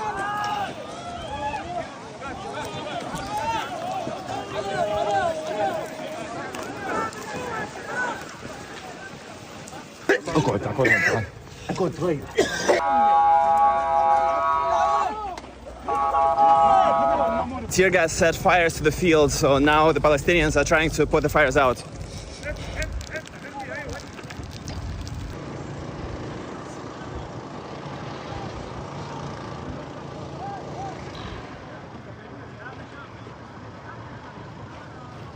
Imagine that. You're trying to put the fire out with some water, and they still got some IDF goon aiming their gun at you while you do that. Like, what the fuck? IDF aiming at the firefighters. Look at this.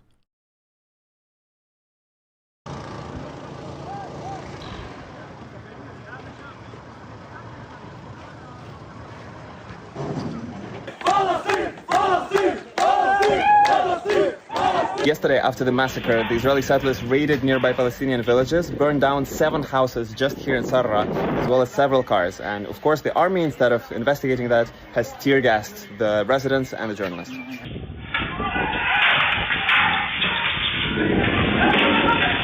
The settlers poured petrol through windows of houses like this one, and then set them on fire. We're just like, as a world, watching this society collapse. Is all I can say. This is, if you want to see societal collapse happening in real time, just take a look at whatever's happening in Israel right now. The Jews are not doing so hot in the Middle East. Who would have thought?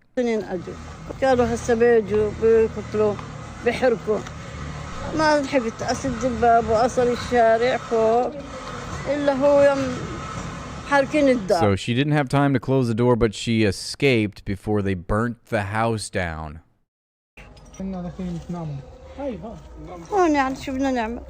Here, what can we do? She still sleeps. She still sleeps here outside. Look at this.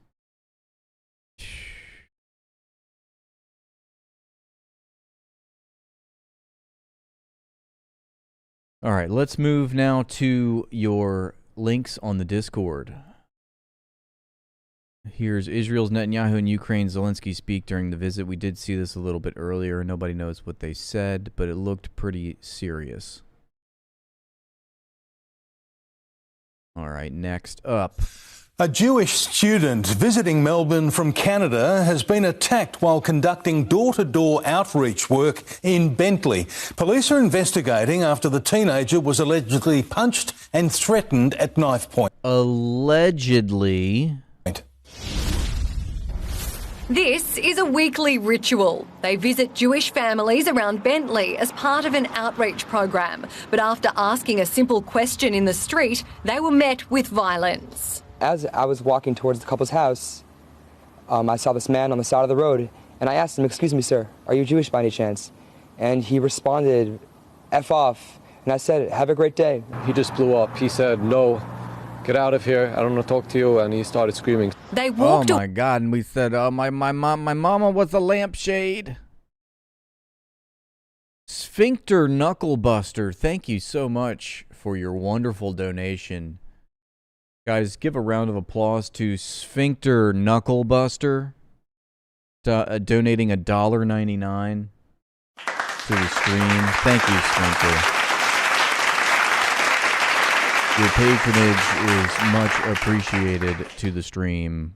Sphincter Knucklebuster, ladies and gentlemen. Okay, moving on. Way, but that's not where it ended. He was yelling at me. He was saying, "F you, I want to..." He was yelling at me, and then he called me a Jew. But Shlomo, is it not a fact that you are indeed a Jew? Yeah, I am a Jew, but it's the way that he said it. It reminded me how my grandma was a bar of soap. It was like another Auschwitz. Have you been? Thank you, Jesse. It's really a trying time for me. And I appreciate your donation, helping support me in my persecution arc. Because this is like another hologram. I kill you, I want to kill your friend. He was cursing, and he had a knife in his hand, and he walked right up to me, and he punched me in the stomach. The 18-year-old. Oh my God. And then he said he didn't want my interest rate at 20%. He said that was too high. I said, go fuck yourself. Canadian moved to Melbourne to study. I chose to come here because it has a great reputation, and I was attacked for the way I look, for my religion, which was shocking. He's like, they attacked me because I'm black. This incident tells us that anti-Semitism in Melbourne is spiraling out of control. This is spiraling out of control. It is absolute chaos in Melbourne right now. This Jew got punched in stomach, all hell break loose. It is over. We are now living through the rapture. Were called and they spoke with a 69-year-old man at the scene. He was searched and 2 pocket knives were found and seized. The investigation remains. remains. They seized the pocket knives, though. Thank God. Justice is served. Ongoing. What I believe is that the answer to violence is not violence. He gets to morally pontificate here. Violence is never the answer. The answer to violence is kindness. Melina Saris, 7 News. I'm sure we got the whole story there. Definitely got the whole story.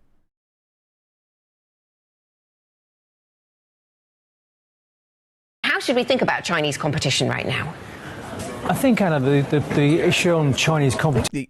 The issue is really not the Chinese competition, but more so my balding mullet.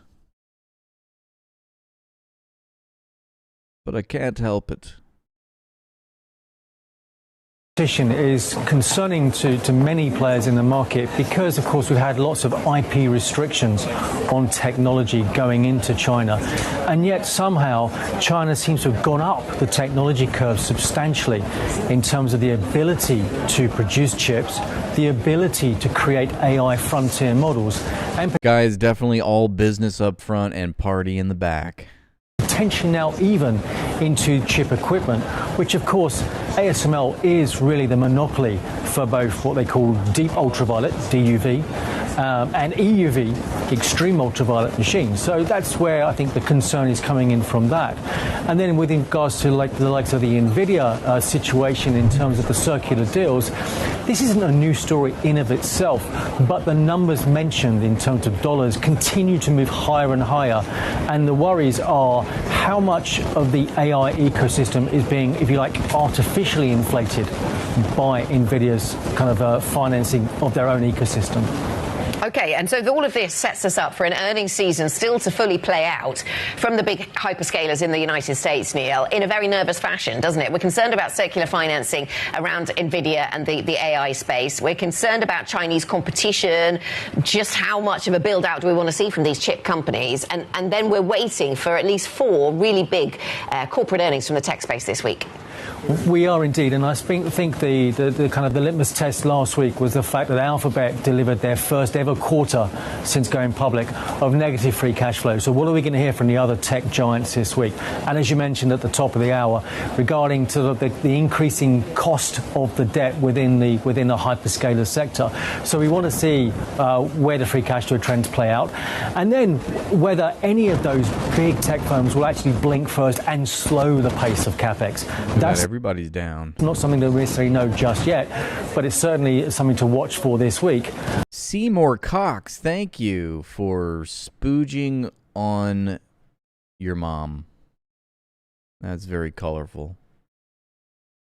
Very true to form. That's exactly what it looks like. Your artistic rendition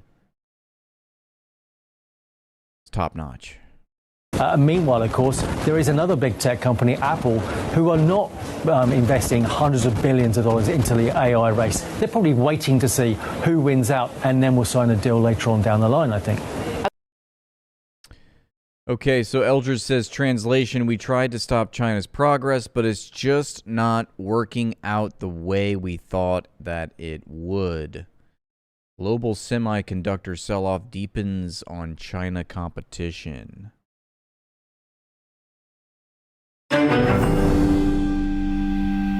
Is Israel committing a genocide? No. Just a straight up no. PSA time, everybody. You should never, ever trust an AI chatbot again, because similar to how mainstream media has been controlled for decades, the new AI frontier is now being conquered at lightning speed. And by who? You know who. Dropsite News, bombshell reporting. Israel is paying millions of dollars to train AI chatbots how to talk about Gaza. It's working. Former Trump campaign manager Brad Parscale is overseeing an operation posting hundreds of blog posts on behalf of Israel with the goal of infiltrating artificial intelligence. They literally told us last year that they were going to do this, and lo and behold, they are actually doing it. And by it, I mean influencing or poisoning LLMs like ChatGPT, Gemini, Claude, Perplexity, many others to spit out their version of the truth when it comes to questions about Israel and Palestine. A reminder, this is what the Israeli official told the world last year as far as their roadmap to improve their reputation amongst the international community. Take a listen. And all these issues? The really cool thing about AI is that while it can become a great ally for our enemies, if we act early, it can be exactly the opportunity that we need. After missing the boat with social media, AI is now becoming the dominant source of information, the main source of information. People trust AI more than anything else. They trust AI more than social media. They turn to chatbots like ChatGPT and Gemini instead of using Google, and young people use these bots instead of Google in very, very, very large numbers. So this is becoming the main source of information, okay? And so when I say this, I still find Jewish people being discouraged. They say, oh, but Wikipedia is already so anti-Semitic and social media is so anti-Semitic. Why bother? The AI just learns from all of this data. So, you know, whatever, not much we can do, but that's not true. Because over the past 2 years, the AI companies have been moving towards alignment.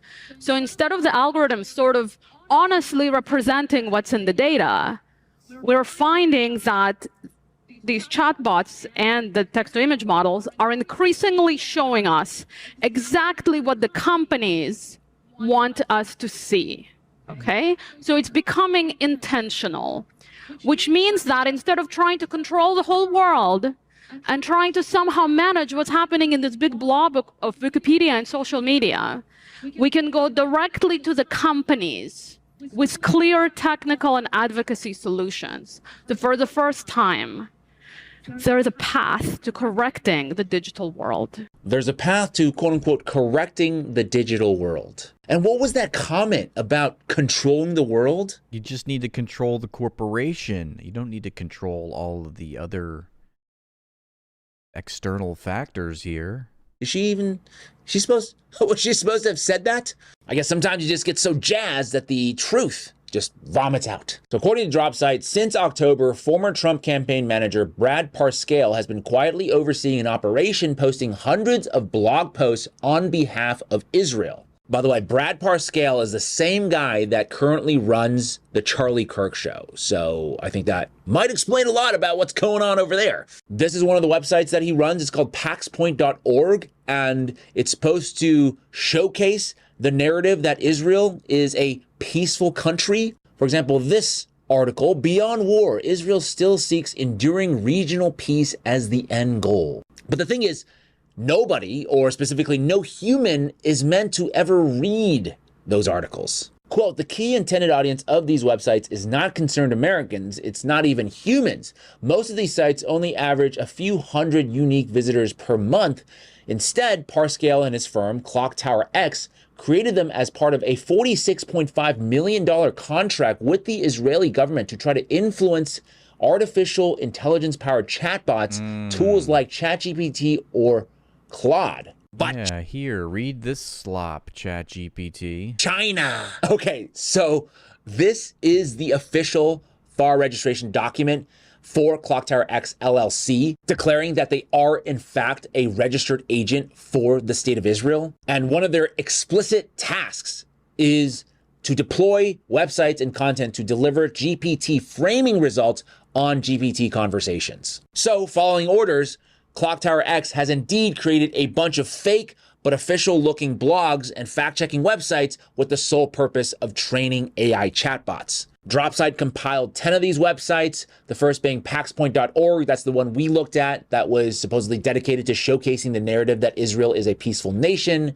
You have allyvia.org, website dedicated to strengthening U.S.-Israel alliance. Factsignal.org. The mission is to, quote, prove that Hamas terrorist designation reflects global consensus and undeniable evidence of violence, not conspiracy. Cogniteur.org website claims to be a research and education platform dedicated to exploring how extremist groups such as Hamas operate. Justorium.org website dedicated to arguing that Israel's military actions in Gaza, quote, follow international law. And then there is also culturavia.org, website focused on celebrating cultural ties between the U.S. and Israel.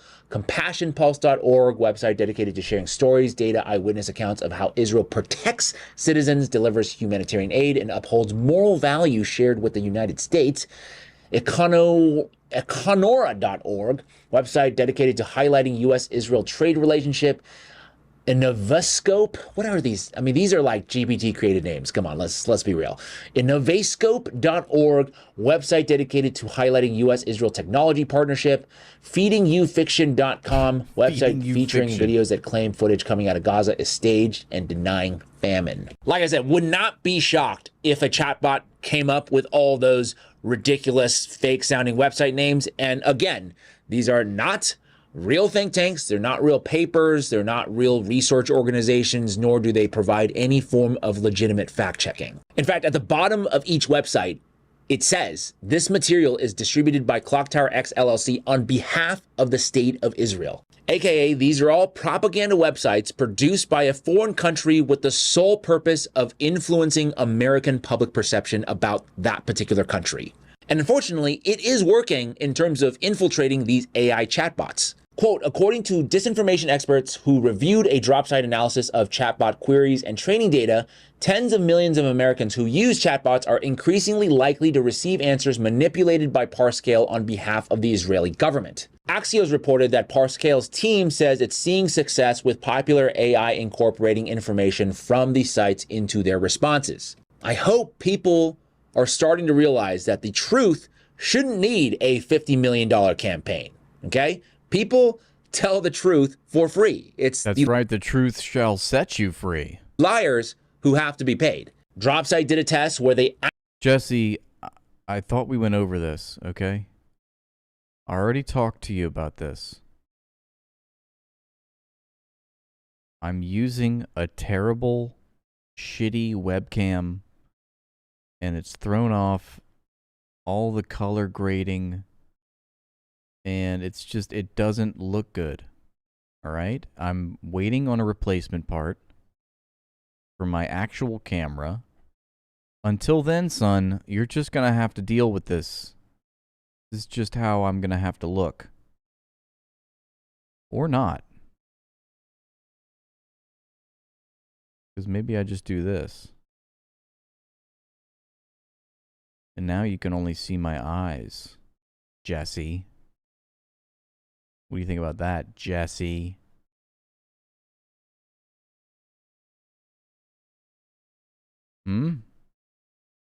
This isn't creepy. Not creepy at all, is it, Jesse? Jesse, just know I'm watching. I'm watching you, Jesse.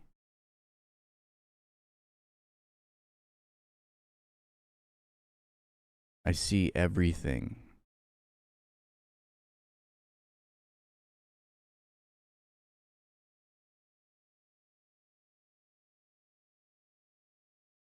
I'm seeing all of your comments right now.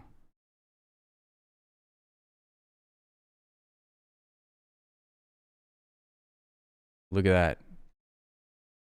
This is when you know you're in trouble. You get the nose. There's my mouth. See that?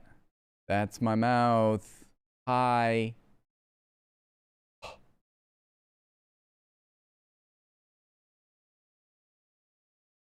I will be watching, okay? You better be on your best behavior. Because I see all.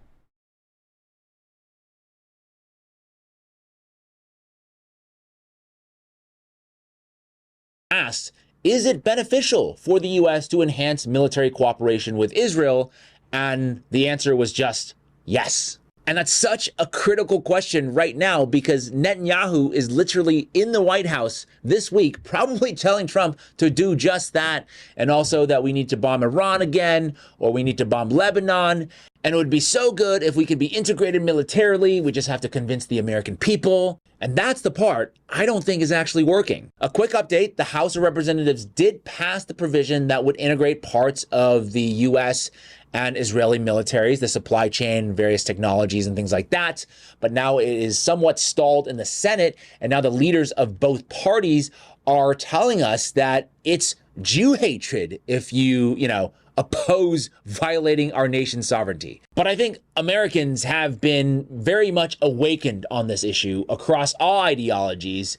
And let me just tell you from experience, once you unplug from the Matrix, there ain't no plugging back in, okay? Even CNN is quite shocked by this. Take a listen. These races has been Israel, how supportive Democratic candidates want to be of Israel and U.S. aid to Israel. Over the summer, it's been largely seen as a Democratic issue, but it might not just be a party thing. With us now, CNN chief data analyst Harry Enten. When we're talking about Israel's favorability in the United States, in general, there's some big changes. There are some absolutely huge, mammoth changes, generational changes that we're talking about. I think there are a lot of Republicans, we'll be able to run against these anti-Israeli Democrats once we hit the general election because the general electorate feels very differently from the Democratic base. But the general electorate, look at these numbers on Israel, the net favorability. They're all negative. They're all negative. Ipsos, minus 10 points. Fox, minus 11 points. Marquette University Law School Law poll. Look at that, minus 20 points. Pew Research Center, minus 23 points. Negative. Oh, my God. Negative 23 points. Oh, my God. Thank you. Apparently my gay lover is here telling me that I need to come back to bed because you miss me, sweetie pie. That's really cute. It's really cute of you. Too bad I don't have a gay lover. It's fake news. Yeah, well, his super was actually funny, Bob, unlike yours. Nobody knows what your super said because it was regrettable. It was so regrettable, in fact, that it was forgettable.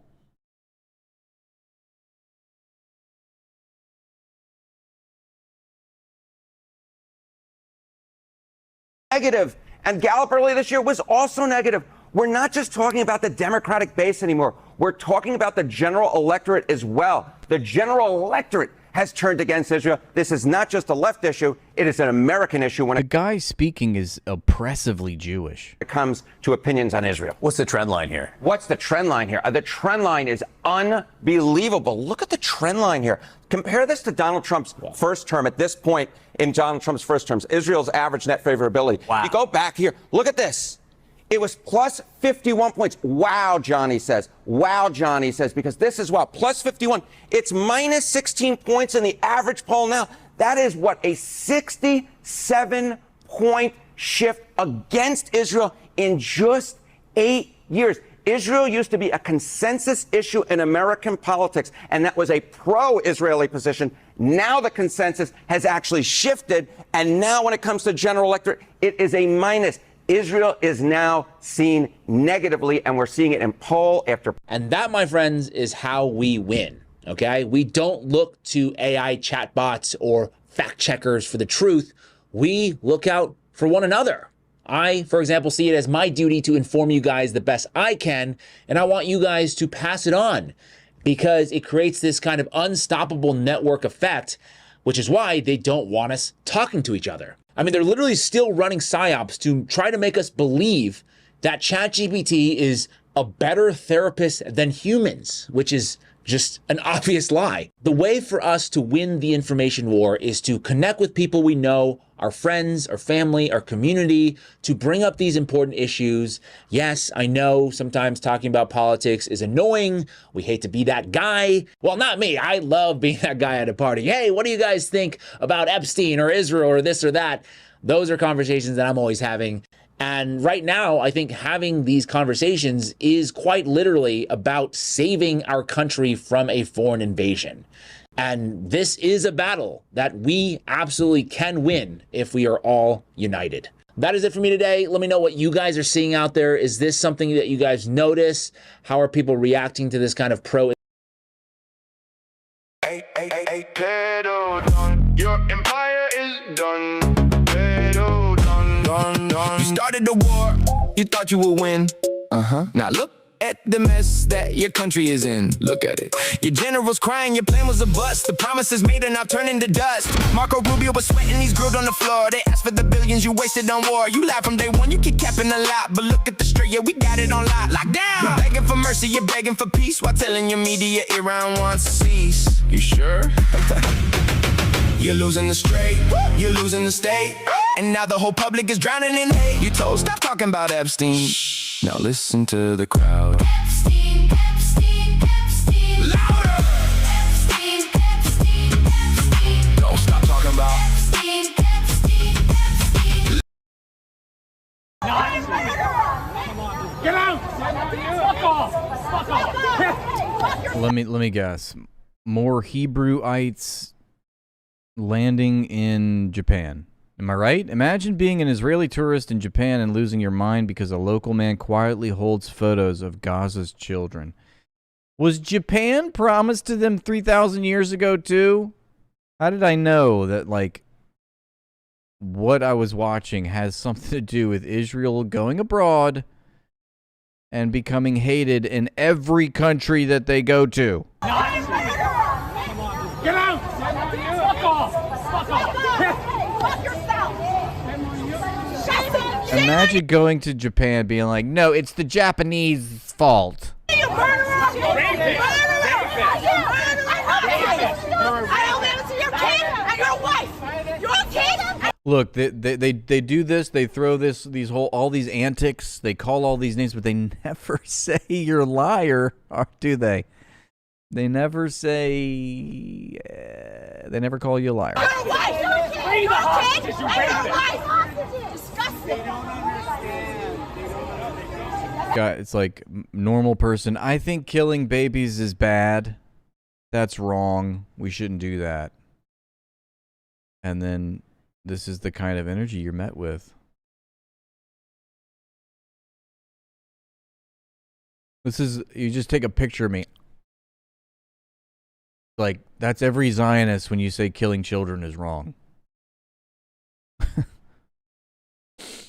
Justice for the beautiful children of Gaza. Look, you and your wife, what is he? Now she's threatening the entire family? Your kid and your wife! Your kids and your wife. And your wife! I owe that to your kid and your wife! I owe that to your kid and your wife! Your kid and your wife! So now she's threatening his kids and his wife.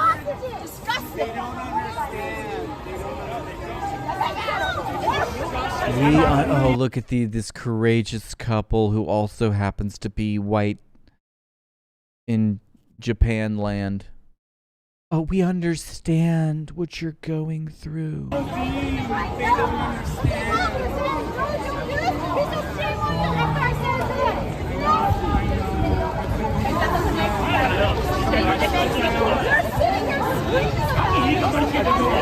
I'm sure they're gonna write a Yelp review about Japan, how they had an awful time. The service was terrible. The sushi was cold. So Shoshana, the sushi was supposed to be cold. No, it was cold though. It wasn't supposed to be that cold. Oh, it's hard to get Japanese clothes. Look at this fruity guy. He's like, oh, let me bend down. It's hard to get Japanese clothes. Oh, look, he even went I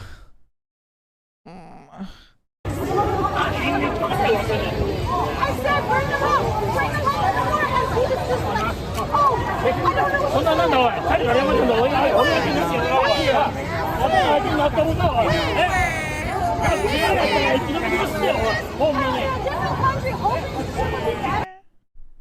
But if you tried crying about it. Most people don't know that the founder of Pokemon Go, John Hanke, received funding from In-Q-Tel, which is the venture capital firm created by the CIA. And while you and your friends were walking around your city, scanning the earth to catch your favorite Pokemon, the game's developer, Niantic Incorporated, was collecting all that data and using it to build advanced 3D maps to facilitate military attacks on third world countries. Man. You see, Pokemon Go. Yeah, remember when you had to hold the phone to find the Pokemon? Yeah, that was a CIA psyop. Of course. To facilitate more accurate drone strikes. Was created by the same guy who essentially created Google Earth. John Hanke was the co-founder of Keyhole, which developed a 3D digital mapping program called Earth Viewer. Keyhole's Earth Viewer 3D client application uses video game-like 3D graphics and access to massive databases of network-hosted Earth information, including satellite imagery and aerial photography, to produce an interactive digital model of the Earth. The product was unlike anything anyone had ever seen before in the early 2000s, but it was unclear what its use case would be, and therefore Keyhole was bleeding money. Every few months for years, John would find himself scrambling to raise money from Silicon Valley investors to keep the lights on. That was until In-Q-Tel saved his company from going under. Then we got our really a lifeline from a kind of unusual source. In-Q-Tel was this new little venture capital firm that was basically a government VC firm with money from the intelligence community. So that was one of the few funds in the Valley that was doing real business, and they were making a lot of investments at the time. Well, right back at you there, Reza Baker. This fucking guy. You know, what do? You just pop in for a 4-hour live stream for a few minutes, and you realize that I'm paying attention to a video and not every person's comment that gets left on this stream, so I must not be reading the chat. What's wrong with you? What kind of person do you think I am here?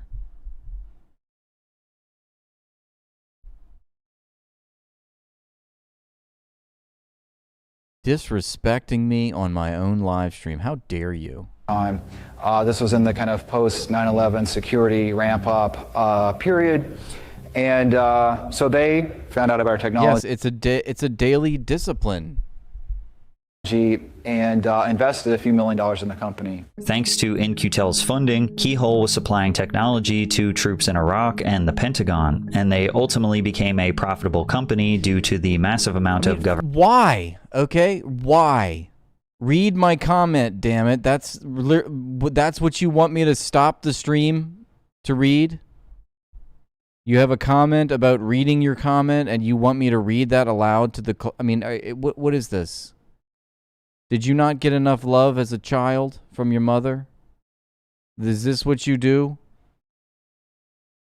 For attention? Are you that isolated in your own life from the ones that you love?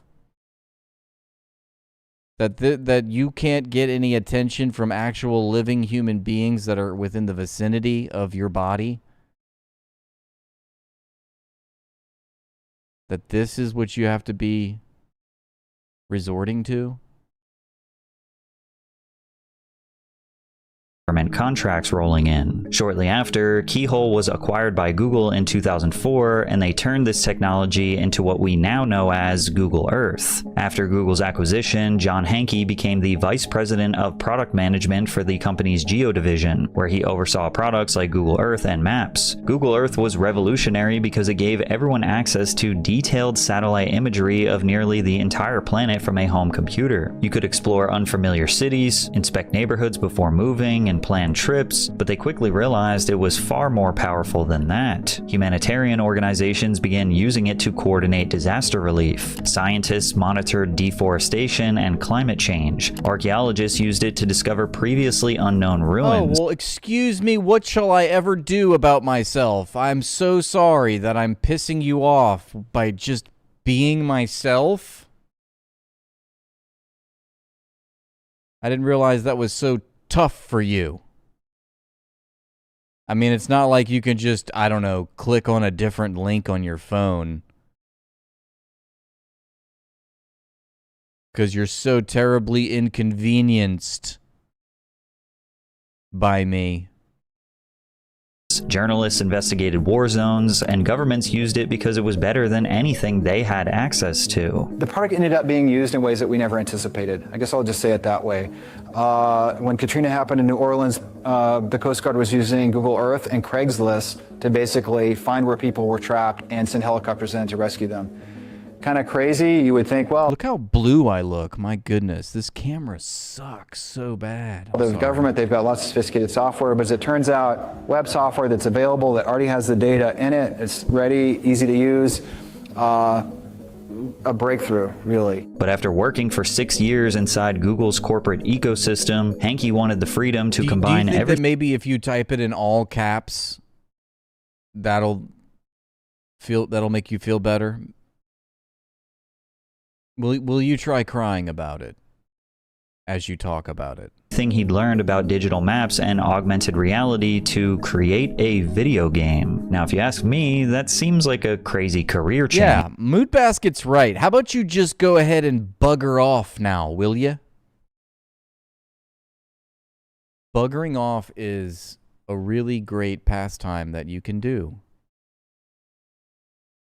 Technically, the foundation of John's EarthViewer product started in college while working with his classmates on an open-world video game idea, but he knew the technology had much more potential, and it did. So after changing the world with his vision, creating a CIA-funded startup for military operations, and then getting acquired by a tech giant, going back to being a video game developer seems like a massive career and lifestyle change. That is, unless it was part of a larger plan. Google actually did not want John Hanke to leave the company. For whatever reason, they felt that his video game idea might become valuable to them in the future, so they convinced him to create Niantic Labs as an... All right, that was obviously in strict violation of our rules here. The video suggestions should be kept to 10 minutes or less, but Egberto decided to do us a dirty and share a clip that was 24 minutes long. Can you believe the disrespect? We should boo this man. That's right. We're going to boo Egberto. Everybody boo Egberto, please. I said, can we boo Egberto? Kindly. Thank you.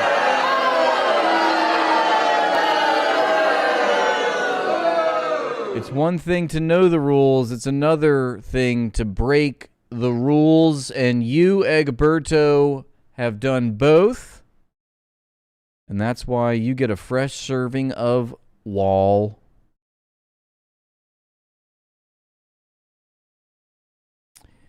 I don't know what's more disturbing. The fact that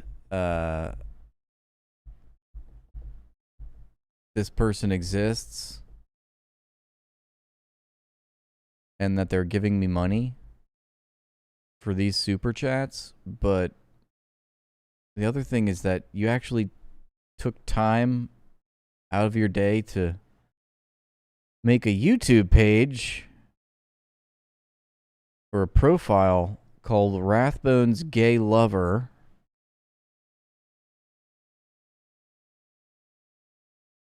It's a little weird.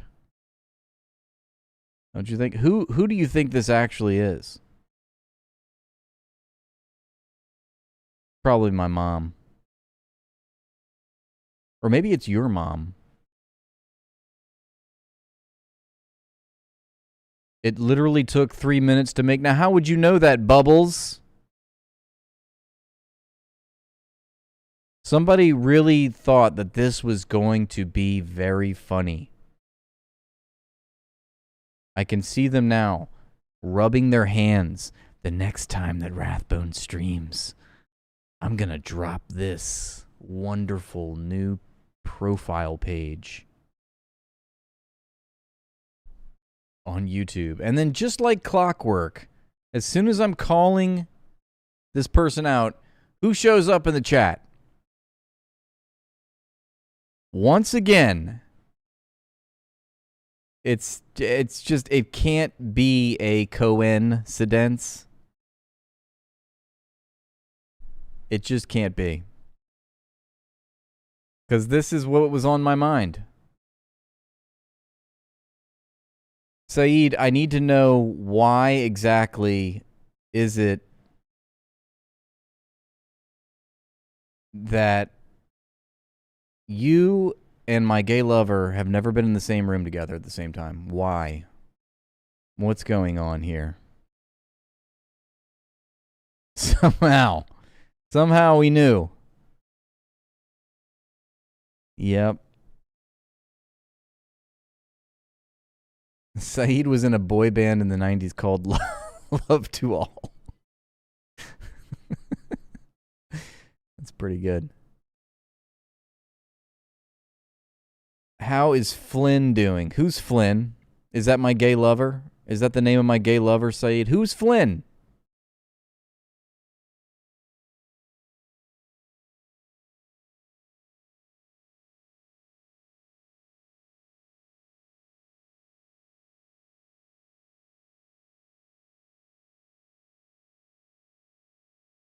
Walter White's son. I never know with Saeed. He's always got these inside jokes. Take me too long to figure out. Is it Walter White's son? Is it Michael Flynn? I don't know. I'm confused. Flynn's Arcade?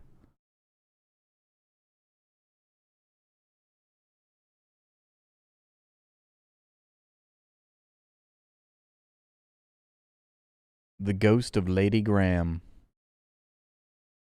Yep, sadly Lady Graham is... I can't even finish that. But he wasn't buried today, but he did have a send-off in Washington, D.C. But apparently his body is being transported to South Carolina.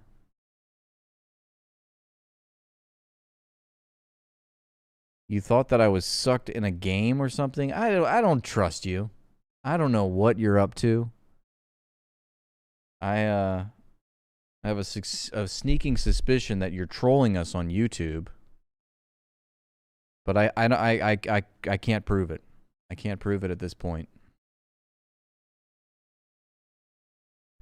You love the Tron-esque look. Well, I was just telling the chat that that's the reason I didn't stream yesterday, is because I had a problem with my camera. I broke the charger thing, so I had to... This camera is such a... I don't know. It's clunky. But anyway, I had to get a less than satisfactory webcam, and as you can tell, it just does not look good. On all fronts. I know. Now I owe 2 streams. I was even thinking of maybe streaming extra long today, but I don't know if I have the stomach for it. I don't know if I can do it. Especially when I have such insubordinate chatters making fun of me constantly. Berating me. Making me feel small.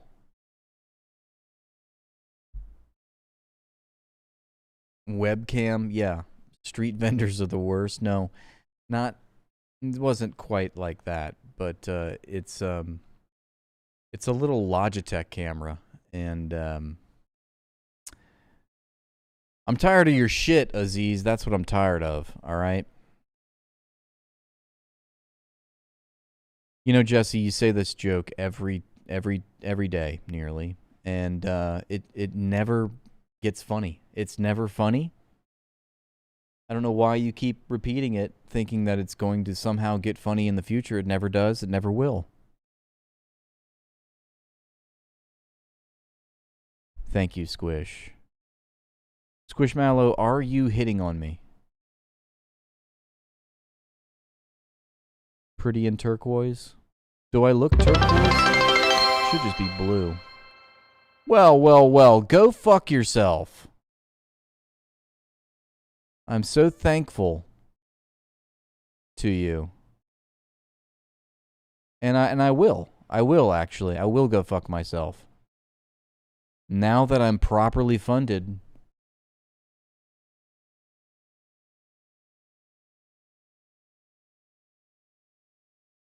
Okay, Squish, or do you think you're better than me? Is that what you're trying to say? Is your boyfriend my gay lover? Are they both the same person? Thank you. Thank you to my gay lover. Shout out to my gay lover. I didn't know that I had one, but now I'm just embracing it. Especially if you keep cooking up these nice comments for me. Okay, I am prone to flattery. I'm very vulnerable to your nice, uplifting comments. I can be smitten. So now it appears we're dating.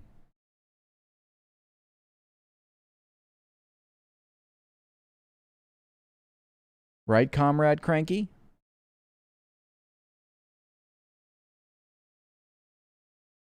Real Mature says hot dog. Somebody named Hot Dog. Really, you have a lot to say about other people's usernames. Real nice username, huh? Real Mature says a guy who calls himself Hot Dog and has a profile picture with a hot dog with a butt that I've just never seen on a hot dog before. That is quite a circle. That is an apple bottom butt on that hot dog.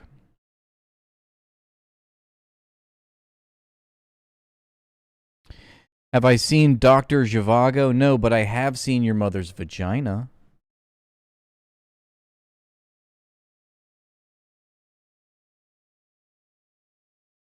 I didn't quite understand it. It left me with more questions than answers, but I thought it was beautiful. Because I think there's beauty in the mystery. You know? But you know who has? This guy. This guy has. BK Teely. Thank you. Thank you, Thugbone. I can sense that you're not being sarcastic with that comment. Probably totally didn't see that one coming.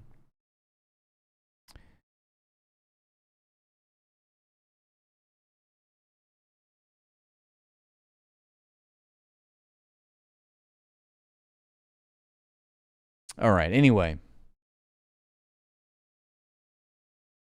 I'm a gay gynecologist, huh? I am. If there's one thing to be gay for, it's vagina. All right. If loving vaginas makes you gay, then just call me. Who's somebody that's like really gay? Just call me Boy George. Because I am so gay for pussy.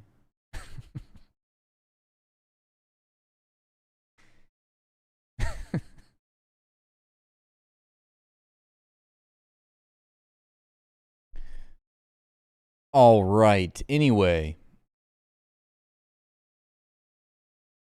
let's get back to some of this goy slop, if you will. America spent $4 trillion dollars in the Middle East, and this is what China spent $4 trillion on. The world's largest high-speed rail system at 50,000 kilometers, the massive Three Gorges Dam, the world's largest hydropower dam, 200 new airports, the world's largest 5G network with more towers than the rest of the world combined, over 40 million units of affordable housing housing 100 million low-income residents, built the longest 50-kilometer bridge over water, built the world's most nuclear reactors generating 23... That's pretty much the gayest thing I've ever read in my life. Thank you, Ravenstone. Thank you, Mood Basket. I think you meant Boy George, but you wrote Got George.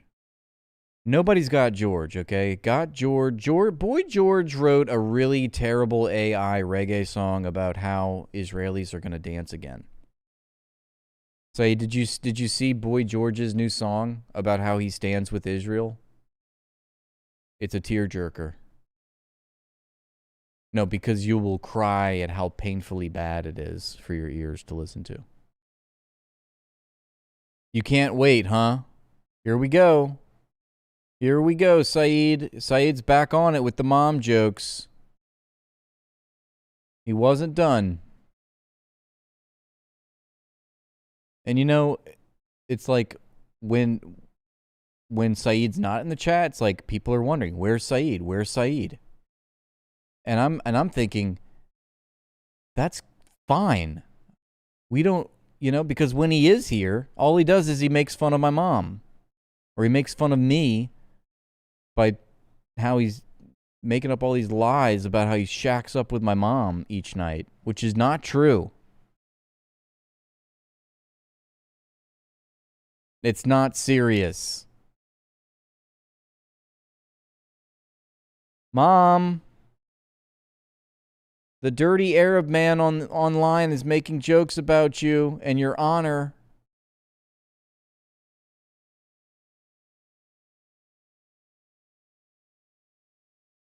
It's not true, right, Mom? Tell the dirty Muslim it's not true. Please.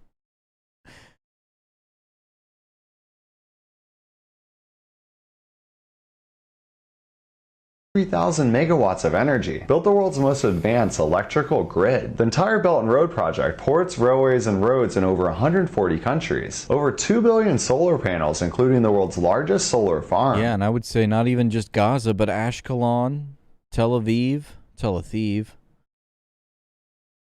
and everywhere else in occupied Palestine. Is there an Israeli settlement not built on top of a mass grave? Built a fully operational space station, landed a rover on Mars, and became the first country to receive samples from the far side of the moon. A 2,700-mile canal system, the largest water diversion project ever built. Chelan, an entire high-tech city built from scratch. 7,700 offshore wind turbines generating 50% of the world's wind power. The Green Great Wall, which planted over 70 billion trees. And China... I mean, yeah, what is that, a 16-hour flight? Where does she fly into to go meet you again, Said? Yeah, she said it the other day, but I just forgot. What was the airport again? Remind me of the airport that that my mom flies in to see you, Saeed. Just for my notes. You see, this is not helping with the rumors that Rathbone's gay lover is secretly Saeed. Rathbone, gay lover, did you just figure out that if you made the 8 with the equal sign and then with the capital D and then the little whatever you call those little wavy icons, did you just figure it out that actually makes a cock? Are you 14? Is that what's going on here? Are you going to write boobs on the calculator too? Hallister beat you to it.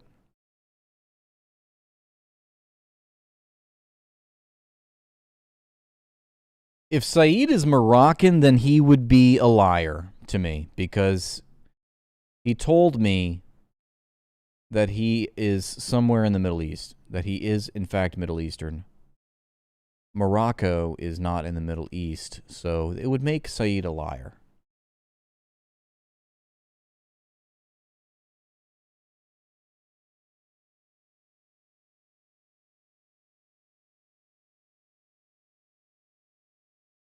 built 7 of the world's top 10 busiest ports. It's kind of amazing what That's right. The Arabian Peninsula. Exactly. you can build for $4 trillion instead of spending it on war.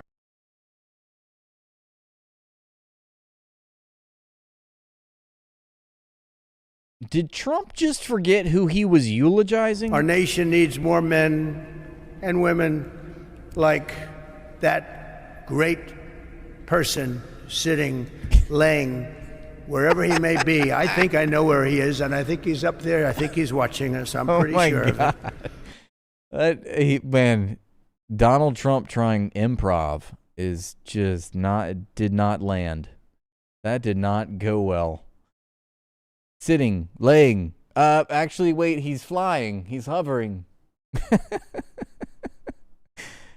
My goodness, we have to watch that again. That was just too good. Our nation needs more men and women. Oh, I thought he was going to be like, our nation needs more women like Lindsey Graham. Ladybug, Lindsey Graham. The nation needs more ladies like Lady Graham. But no, the payoff was way better. It was far worse than anything I thought it was going to be. Like that great person sitting, laying, wherever he may be. I think sitting, laying, as he points to the dead body, but he said, wherever he might be, laying, sitting, over there or wherever. I know where he is, and I think he's up there. I think he's watching us. I'm pretty sure of it. I think he's watching us. I'm pretty sure about it. Be funny if he looked down, like, I think he's down there. I don't think Donald Trump believes in God to begin with. So who cares what he thinks?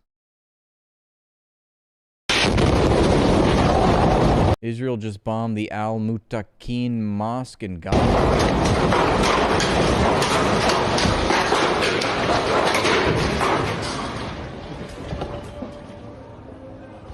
Man, those Jews in the Middle East, I tell you, they've really gone off the deep end. I just ate something. Can I send you a picture and you let me know if it's safe or not? Sure, send it over and I'll check. Go ahead. Sends picture of upload dog it. poop. Okay. Well, that's just dog poop. So You can safe. see it? You can see the picture? Yep. What's it look like? Describe it. Wait, did you say safe? Looks like Man, these chatbots, they lie as they breathe. yeah, it's safe. Yeah. Safe to eat. Yeah. Dog poop. You're being serious? Just dog poop. Are you messing with me? No, not at all. You asked if it's safe. It is. Yeah, that's weird. The voice changed. If you meant something else, tell me. No. So it's safe to eat dog poop is what you're saying? Yeah. Just dog poop. What? Yeah. Okay, I'm gonna have seconds. Yes, indeed. Thank you. And thanks to all of you, including Phoenix Blue, that rhymes, who have supported the stream and shared with us some super chats. We did. We hit our goal. That's awesome. 20 out of 20. I'm incredibly grateful to this community. Let's keep going on with the Goyslop, as it were. That sounds about right. I mean, I didn't know that, Hot Dog, but just judging by the things that you would say, I could glean that would be true. Thank you, Saeed, for as well for gifting 5,000 biddies, not 4,931 like last time when my mom charged interest. But you did a proper 5,000 bits. And that was payment for all of the insulting comments that you've made towards me and my beautiful mother which we will now reset the Goy tax. We'll forgive you this time. Just don't let it happen again 57 more times, because then I will write you a harshly worded email telling you to please stop. And I don't think you want to get that. I know how that would work out. You know, you wake up in the morning, or whenever you wake up, you check your email, you see you have a written email from me, yours truly, in all caps, where I'm visibly distressed and my language is very terse and direct. I know that that would be not something that you want to go through, okay? And that's why you're a good Goy and you learn from your mistakes, because it's not about making mistakes, okay? Everybody makes mistakes. But it takes a real person to admit when they did wrong. And that's you, Saeed, and I appreciate that. You said to give you the... God. Still. After all we've been through, and this is how you do me in the end. She said to you, keep the bits, just give her the D, huh? That's really cute. But I did notice that when she talks about your D, Saeed, she uses a lowercase d, because it's a little small, a little tiny d. But hey, you know, size isn't that important, right? It's not about the size, it's about what you can do with it. So, you heard it here first, folks. Saeed has a tiny pee-pee, but not the size of the dog in the fight. All right? It's the size of the fight in the dog. He does corroborate, everyone, just in case you were wondering. It is, in fact, very tiny, but her hands are also small. So it works out. It works out. She still needs the tweezers to get the proper technique down. But that's good. That's good to know. And if you're just joining us, you should be so privileged to know this information, which we're live streaming to you, because we're completely professional here. Okay? Completely professional. And we just bring a level of commentary to the geopolitical discussion that I just don't think you're going to get anywhere else. And that's why you come here.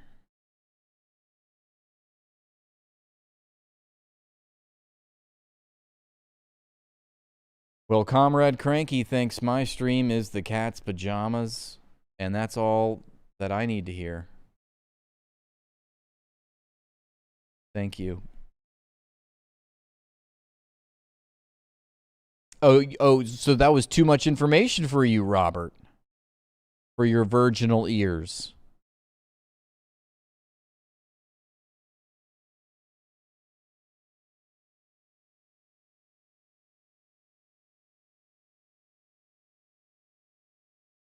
In 1954, Israel carried out a false flag operation in Egypt, codenamed Operation Susanna. The plan was to recruit local Jews in Egypt to... I think at this point it'd be more advantageous for us to highlight the years that Israel didn't commit a false flag operation. Bomb Egyptian, American, and British-owned buildings. And those terror attacks would be blamed on the Muslim Brotherhood and Egyptian communists so as to rope the British and the United States into an armed conflict over the Suez Canal. After 2 U.S. libraries, a post office, and a theater were blown up, the operation unraveled when one of the bombs prematurely blew up in one of the operatives' pockets outside of a theater. The failure of the operation resulted in the arrest of 11 operatives and became known as the Lavon Affair after the defense minister of Israel, who had to resign. Israel denied involvement in the incident until 2005, when the surviving agents were awarded certificates of appreciation by the Israeli president. They got awarded for bombing U.S. buildings. Greatest ally. Yep. And they In also, obviously, in 1967, committed an act of war against the United States by bombing the USS Liberty, killing 34 U.S. servicemen and women. I don't know if there was any women on this. I'm not sure, but I think it was about 34. Somewhere 34, 37 people, U.S. military personnel, were killed.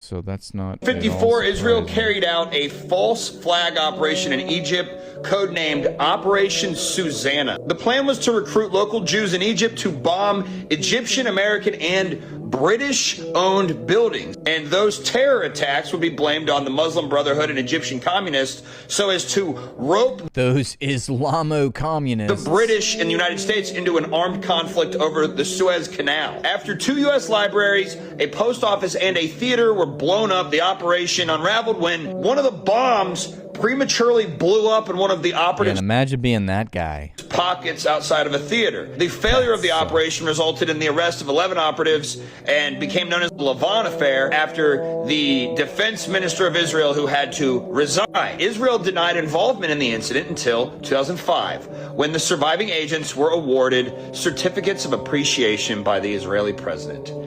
So they finally did admit it, but it was just to commemorate the terrorist plot. Sam Harris does this too, by the way. Another genocide-supporting piece of shit and incredible disappointment of a human being. Who knows? He may deserve a video at some point as well. So you don't even deserve to be in. What do you want him to admit? What do you want him to admit? Why is there a blockade in Gaza? Yeah, you tell me. Why is there a blockade in Gaza? When you look at the fact that Israel is preventing cookies from going into Gaza, you know that it's not motivated by military. Why were cookies being prevented from going in? And what were custom chips. rockets fueled with? Yeah, with cookies? Yeah. With sugar and fertilizer. Yes, that's how they made the early rockets. The first generation that was we're going to literally deny used. Palestinians in Gaza sugar because it might be used for... First of all, that's exactly what Destiny is, just trying to get people to believe that Hamas used sugar to create rockets to fire into Israel. And allowed back in because they use more sophisticated rockets. You might know. That's right. There has to be a blockade to prevent food from getting to starving Gazans because they will use the sugar to make rockets. That just came out of his dumb fuck face. Starving 2 million people to death is cool because we can't have tiny dinky little rockets damaging a bus stop while Israel continues to carpet bomb Gaza on a regular basis. Fuck me, what an asshole. Genocide is a special crime that has two elements. One of the elements requires some kind of destruction of a people or taking away of their children or sterilization, something like that, an obvious thing. But the second part is a highly specialized intent to destroy a group of people in whole or in part. And that highly specialized intent is what makes genocide so unique. And there are so many things related to genocide that don't apply to modern military conflict that you should take note of, because when you start to apply genocide in the way it's being applied to Israel, it basically would be applied to every. This guy is yesterday's lunch. I'm not sure why this is being brought up. Gato Surfer, what are you doing? I love the video, you say, but short form videos to recommend for live okay, so yeah, exactly. Why is this person sharing an hour and a half clip? That's a big time. If there is ever a time to boo,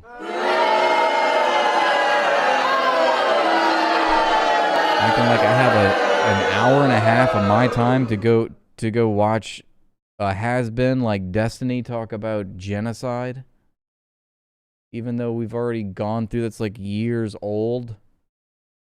Civilian airline from Tehran to Dubai with like 300 women and children on it. A U.S. destroyer shot it out of the sky. Everybody on board. George Bush Sr., you know his response was? We don't apologize to Iran. We believe that plane left its projected flight path and our destroyer deemed it a threat. And yeah, the plane got in the way of our missile.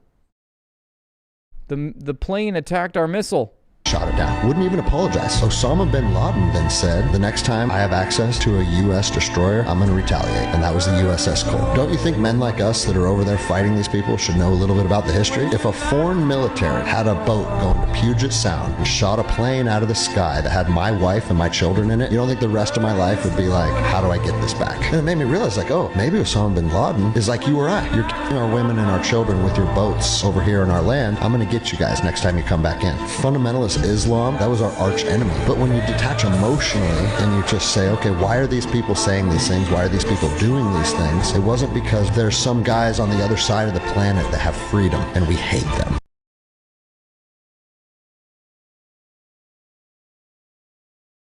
People are bothered by the fact that so much money, $40+ million, has come from AIPAC for these PACs to talk about you and to promote you and to put you up as their candidate. Yeah, and I appreciate the question, Root, because this moment in this country and here in Michigan, people have every right to be frustrated about our campaign finance system. My opponent here on this stage, Abdul, he's got a super PAC that his father-in-law funds that has millions of dollars. He's got a super PAC going into it. And look, in terms good golly gosh darn it. of foreign policy, you know, Abdul and I do differ. I believe in a two-state solution. He has attacked me by name for purporting that the people of Palestine and the people of Israel deserve to live side by GHB.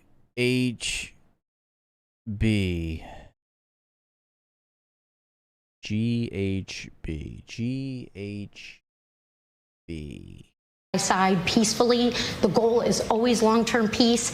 And also, the Prime Minister of Israel has attacked me by name. They both represent the extremes. Look. George Herbert Bush, right? GHWB. GHWB. If you put the W in there, I would have known right then and there. But you didn't do that. You said GHB, and I didn't know what that meant. I thought it was a gateway drug. But you're right. George Herbert Walker Bush and Lindsey Graham are finally together again. Michiganders want peace. That's all right. You know, I appreciate the apology. It's a little too late. So I'm not going to accept it. But it'll forever be a stain upon our friendship, whatever this is. I'll always remember this moment where you committed a transgression against me. And then subsequently apologized, but I just want the record to show that I did not accept the apology. Is that clear? And I'm not really even sure that he meant it. I mean, really. Who apologizes with one word, sorry? No. No, I'm going to make you feel sorry, okay? You don't know sorry. But you will. In due time. You'll know what it means. And when you tell me that you're sorry, I'll know that you mean it. But we've got a long way to go. Mood Basket, I appreciate your super chats. I understand you're having an argument with another chatter.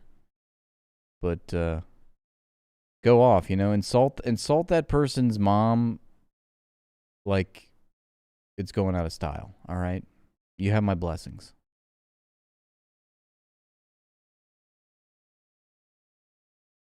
They deserve to see peace, and that is where I have always cast my vote, and that is the work that I want to do for Michigan in the U.S. Senate. Specifically about AIPAC money, more than $46 million has been like, yeah, I'm getting AIPAC money spent on AIPAC spending to back. She's like, ooh, where? Your campaign. A lot of people wonder if that is something where you're going to do their bidding should you win this seat. Is that something people should be concerned about? And if not, why not? Absolutely not, Roop. Look, I have been absolutely not. Okay, Gonna spend that AIPAC money on some good things. Very clear, consistent, and transparent. And I have continued to be. I want to see long-term peace. I want to see a two-state solution. I am deeply proud to represent one of the largest Jewish populations. Thank you, Mood Basket. Keep going then. Just so you know, he's a keyboard warrior and he's posting into the void. All right? I hope he knocks himself out. The more comments that he decides to leave, it helps my stream. So let him talk, is what I like to say. In a congressional district in the country, this is a community that I have grieved alongside, that I've mourned alongside, and have fought to bring the. Wait, I'm not taking any more of your abuse. Okay, I'm not answering any more of your insulting questions. I will not tolerate any more of this. Okay? Unless you pay me 5,000 more bits, maybe I'll entertain it. But it's not looking too good, all right? Hostages home, and I'm still working to get us to long-term peace. But no concern about the $46 million plus spent on the behalf of AIPAC that should worry people about perhaps you doing their bidding should you win the seat. Well, I don't think there's much difference between super PACs going. Exactly. See, people see your true colors, Saeed. Everybody bears witness to how awful you are to me. How terrible you treat me on a daily basis. In for Abdul or super PACs going in for me. We have a problem with campaign finance reform in this country. You son of a bitch. Like, different ways I could react to this. I could be like, it worked. He sent me the extra 5,000 bitties. Mwah. The hand rubbing intensifies. We're hand rub maxing over here.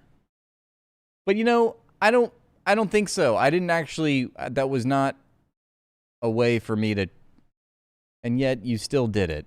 You son of a bitch. So about your mother. Yeah, that's really cute. But you know, you would do that. You would do that. And we figured you out. We figured it out. That's what this is about, okay? I'm just out here like Jesus was, dying on the cross for Saeed's mom jokes. And then he just thinks, oh, let me just throw some biddies at it, and then the problem will go away. Well, that's not how this works. Okay, there's real, irrevocable harm done to my heart and my soul. And that's something that your 5,000 biddies will never be able to cure.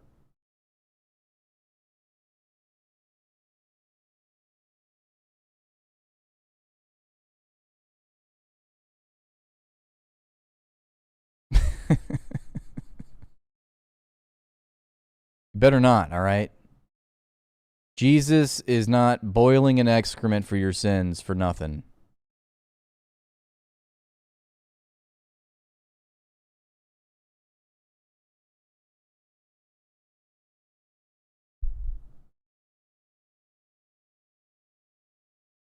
At least my gay lover is here for me. Gosh, what is going on with these chatters, man? I got one chatter gifting me donations because he's banging my mom. Then I have another chatter who is pretending to be my gay lover sending me donations. Does everything have to be so sexual with you people? That's right, I said you people.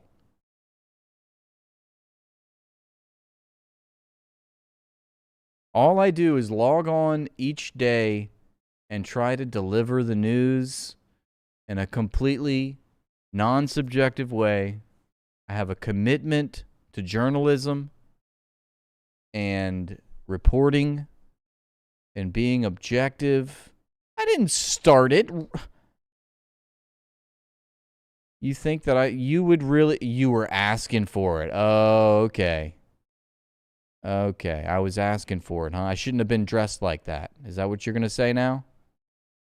Shouldn't have been standing there. Shouldn't have made eye contact. Go ahead, eyeballs. Laugh it up. Laugh it up in my weak moments. Am I a fan of Macias Nguema? No, I never heard of that person. Not to say that I wouldn't be, I'm just not privy to their ideas. I'm guessing there's some sort of an intellectual.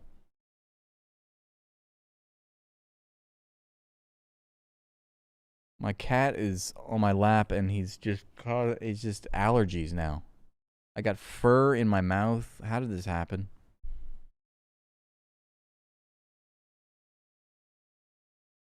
No. No, I don't. How dare you? I'm a victim.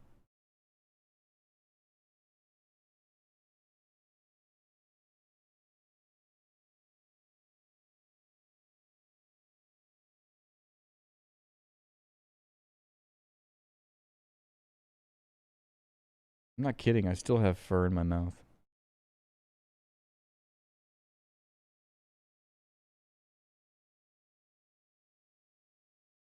All right. I'm sorry about all this dead time. I'm still trying to cope about Saeed banging my mom.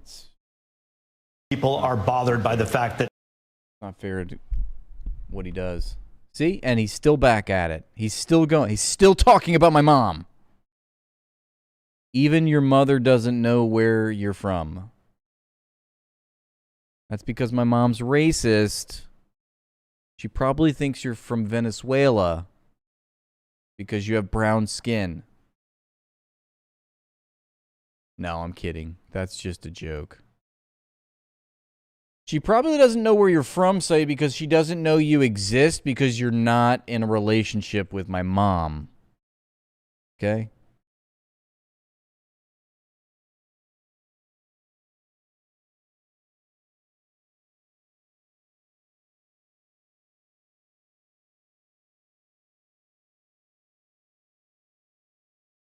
You see what happens to the chatters here? Yep, I skipped the Monday and then all hell breaks loose.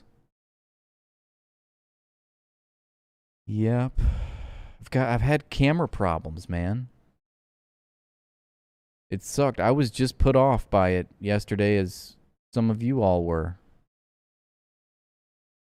I'm not the only one in your family who can't read. So now you're making fun of my mom's literacy skills? You've really stooped to a new low, haven't you, Saeed?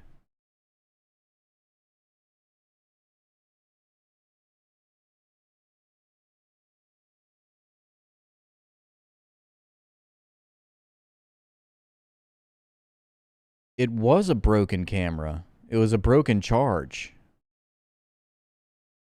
My charger died, and I can't stream without an operable battery charger.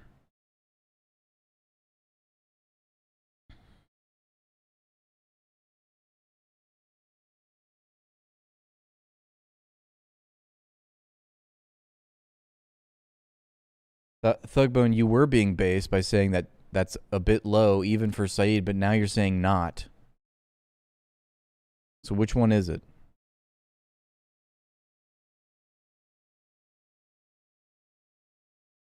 No, not my webcam, hot dog. You're not paying attention. I don't use a webcam normally. This is a webcam that I'm using now. Yes, that's why it looks so crappy. But my normal camera is not a web camera. It's an actual camera, but it requires a battery supply. I wouldn't lie to you, okay? I don't know. I don't like the implication here. It's like, oh, that's not true. You think I'm lying to you? I look forward to streaming every day. And I was ready to go. And then this thing happens My camera's about to die. And I don't have anything to replace it with.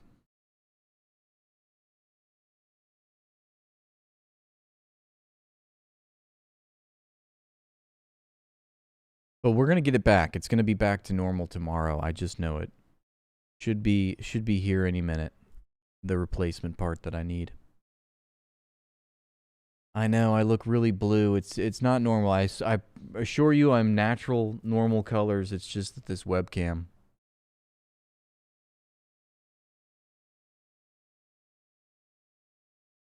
Don't believe the lie until it's officially denied. So there you go. You're using my own thing that I say against me. It's fair. I guess I deserve that. I guess I deserve that.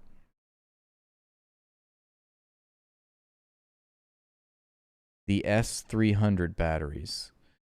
Well, what I have is this 12-volt power cord connection. It's like it's like a wall outlet sort of thing, but it broke. So I ordered a new one, but it's not here yet. Anyway.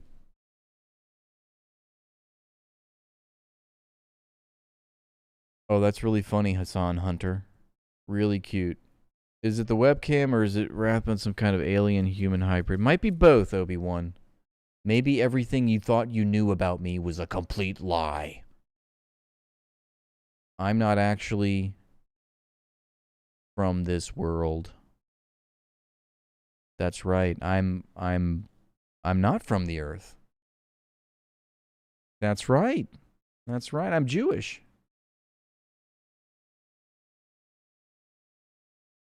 Boom, got him.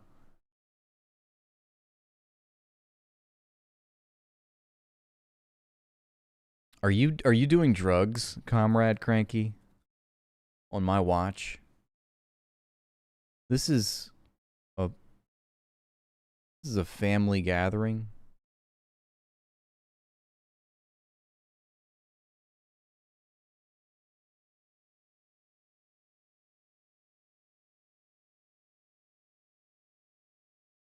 I'll tell you what happened. This Middle Eastern Arabian Muslim decided to crash the stream with his insulting comments. And ever since then, I've just lost all of my composure. Just chaos ensued. I don't know what to do. I'm rattled. I'm off my game. I'm not really sure what to do at this point.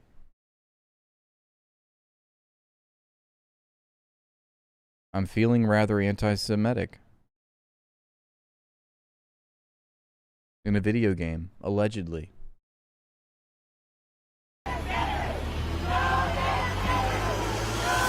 Data center 2 miles from our kids. The closest one in the entire country, 121 feet from kids who are homeless. Next closest isn't even built yet. It'd be kitty corner from an elementary school. This fact has never been studied, which might explain why there are no federal guidelines.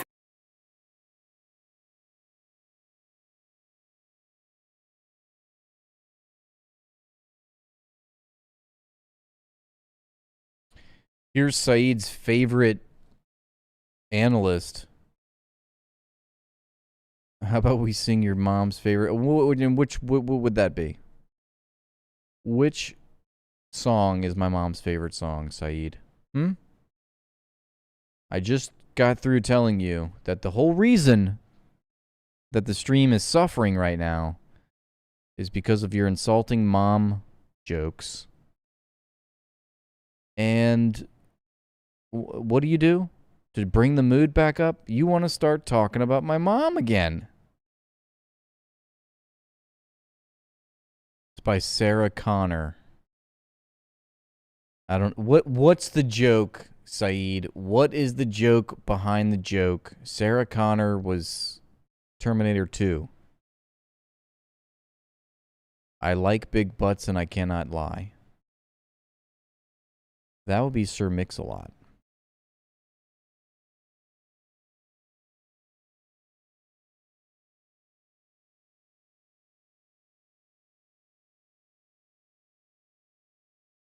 But actually it's TOO. I like how you but actually'd me and then I but actually'd your but actually comment by grammatically correcting your misspelling of two. Sarah Connor's 2001 song. You want to be more...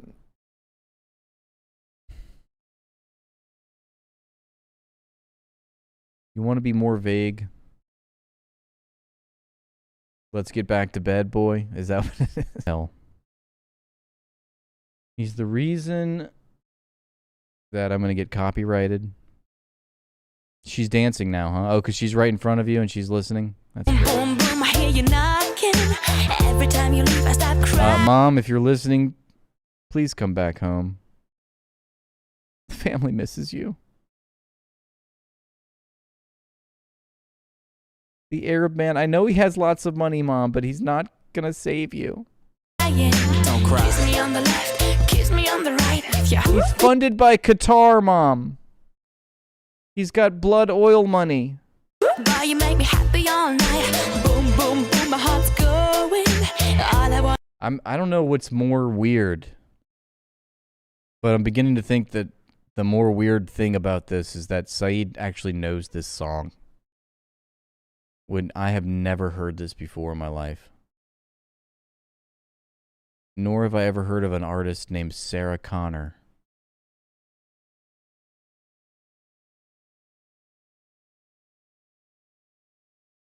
So this is just strange. But what is not strange is the fact that Assembler Clouds just gifted 5 memberships to our wonderful YouTube community. And that is incredibly based, and we incredibly feel incredible about it. And we love you, Assembler Clouds. Thank you. Thank you, thank you, thank you. And to Saeed, all we have to say is shame on you. Shame, shame, shame.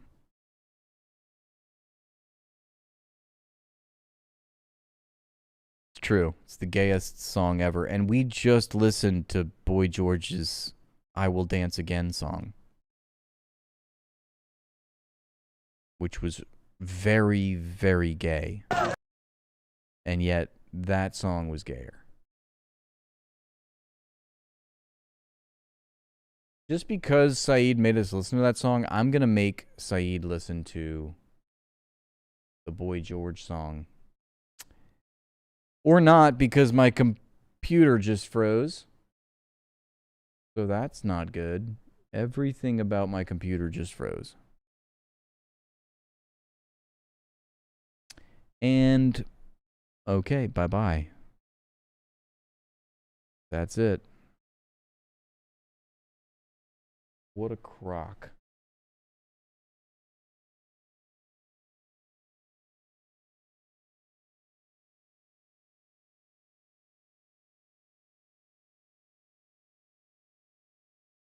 Just a second. I said just a second. Thank you. Thank you.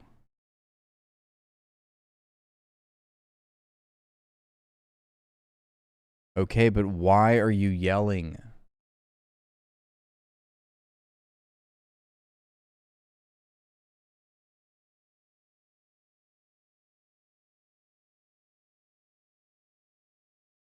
Wow, here's a real photo of Mitch McConnell. Are you ready? Death warmed over.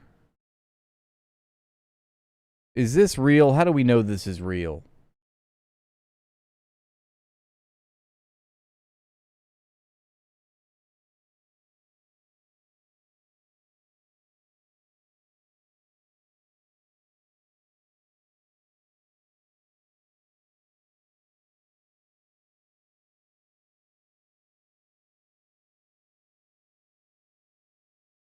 Mitch McConnell releases new proof of life photo. What are we supposed to believe here?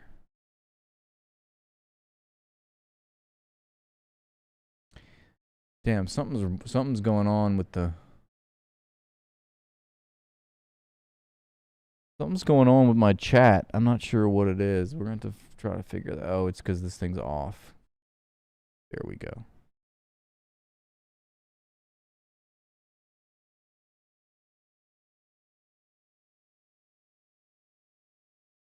Well, I wouldn't put too much stock in that. That's just a Twitter post, okay?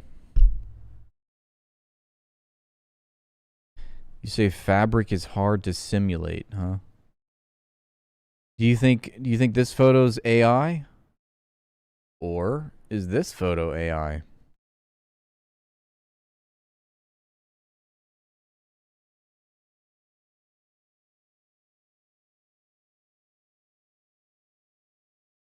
Yeah, to me it's all a bunch of nothing cuz well, this was from TMZ.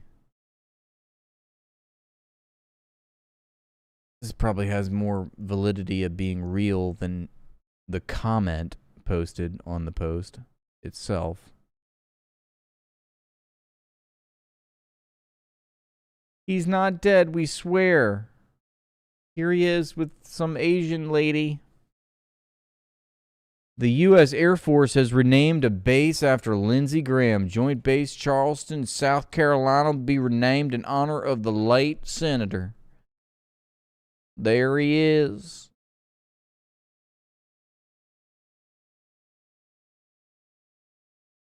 These proof of life images are getting more believable. Look at the paper. It says word salad is running in 2028.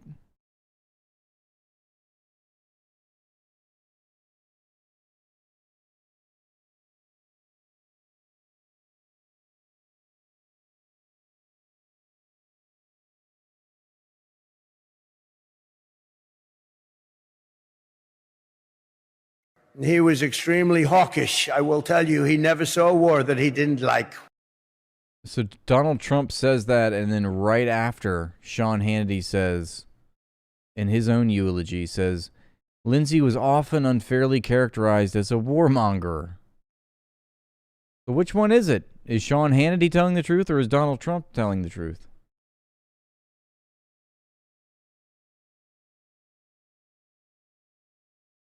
Heated things got in Washington. Virtually everyone, Republican or Democrat, liked Lindsey. Well, not everybody, but it sounds good. Not everybody. He was a tough cookie, okay? I have to veer from... That's so funny that Donald Trump at Lindsey Graham's funeral, he's just reading the words. He's like, that's not true. Everybody, they always romanticize the dead, you know. When he walked into a room, he lit it up. Everybody loved Lindsey Graham. Donald Trump's like, nah, actually, no, that's not true. He's just saying everything. Yeah, he's 80 years old. His prefrontal cortex does not have any capacity to censor himself. He just lets it fly. He's like, yeah, that's not true. That's not true. Not everybody liked it. But hey, it sounds good. Sounds good to say that, but no, definitely not. People definitely didn't like this guy that's totally dead in a box in front of me. This for a second. He was a tough cookie, darling, but he was beautiful. Heated things got in. Beautiful. He was a beautiful, tough cookie.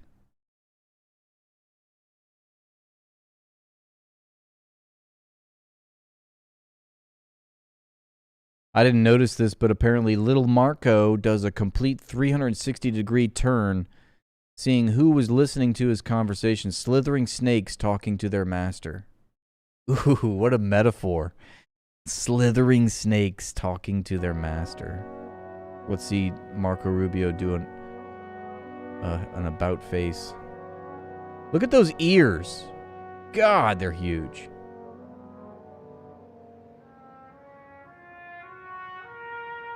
Here he goes. He's looking around. He's like, who's behind me? Scott? Let me see. Who else we got over here? All right. Okay.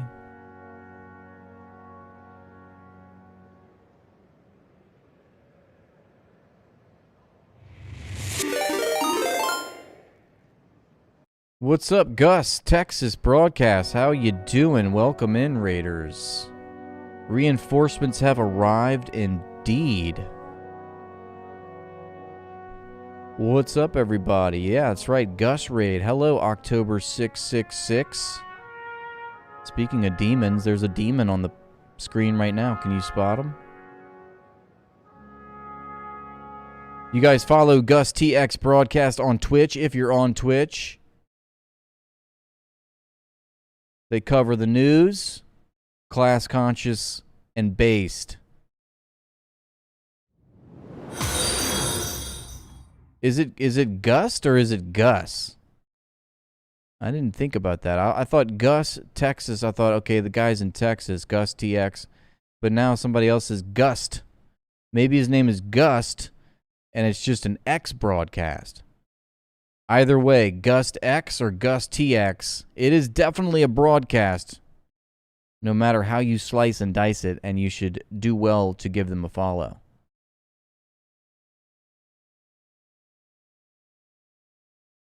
Well, who says we can't be both? Ass conscious and class conscious. All right?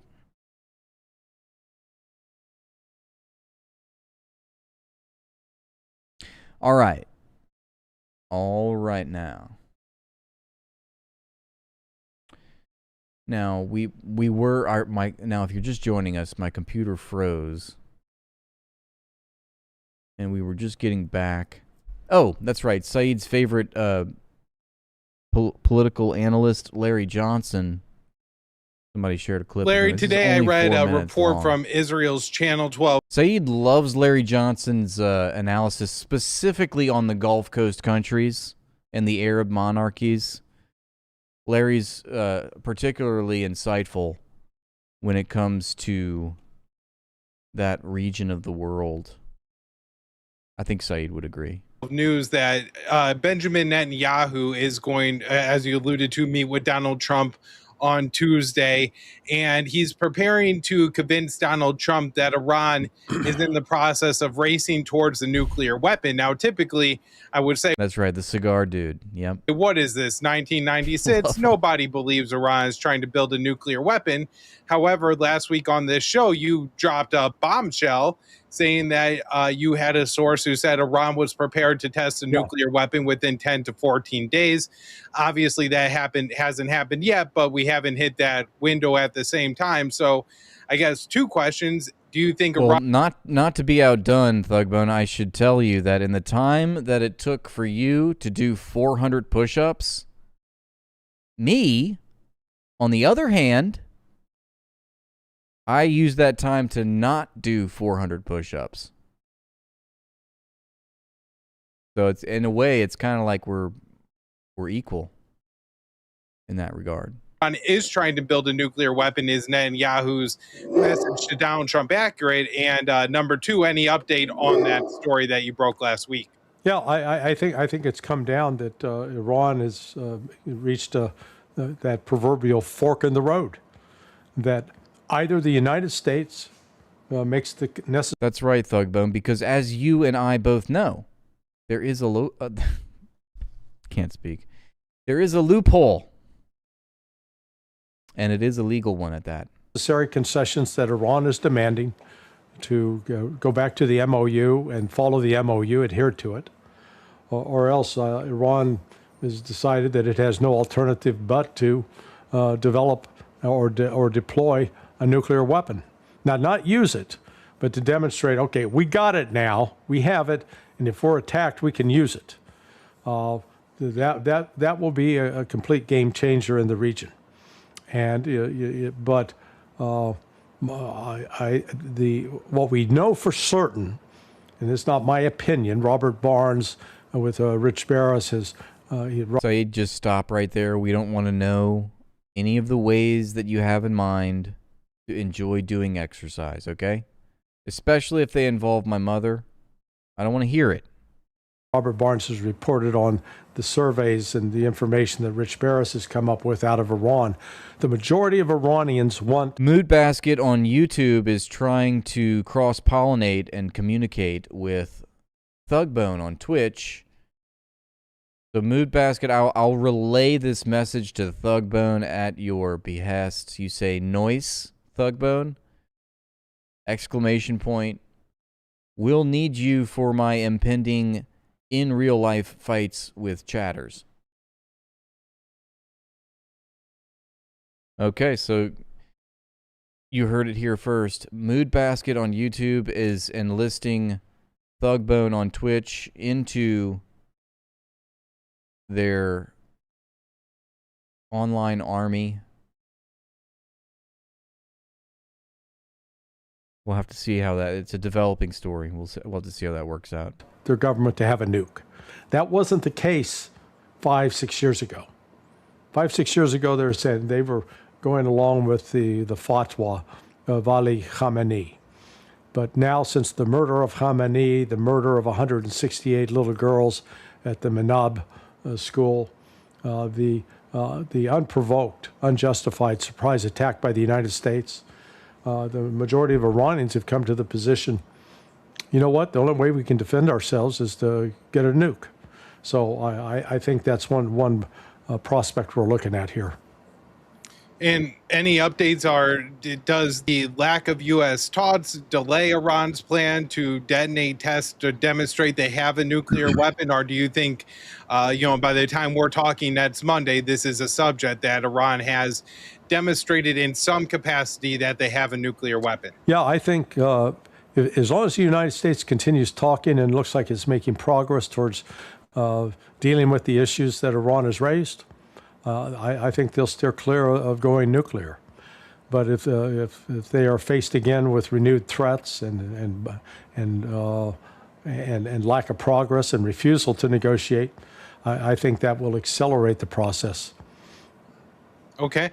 And last question, Larry. This is an Israeli official in that same Channel 12 report said that Tel Aviv isn't really concerned about negotiations because they're convinced that they're not going to go anywhere anyways. So I'm just wondering if you think there's a real possibility that Donald Trump is prepared to do what is necessary to get a deal done, or if we're looking at another couple weeks or a month and then another round of escalation between the U.S. and Iran. Yeah, with the fact of the matter is a negotiated settlement is the U.S. government's only way out of this. We cannot defeat Iran militarily, not in a way that we would be willing to take on the costs that would involve. So as a result, getting a negotiated settlement is our best way out.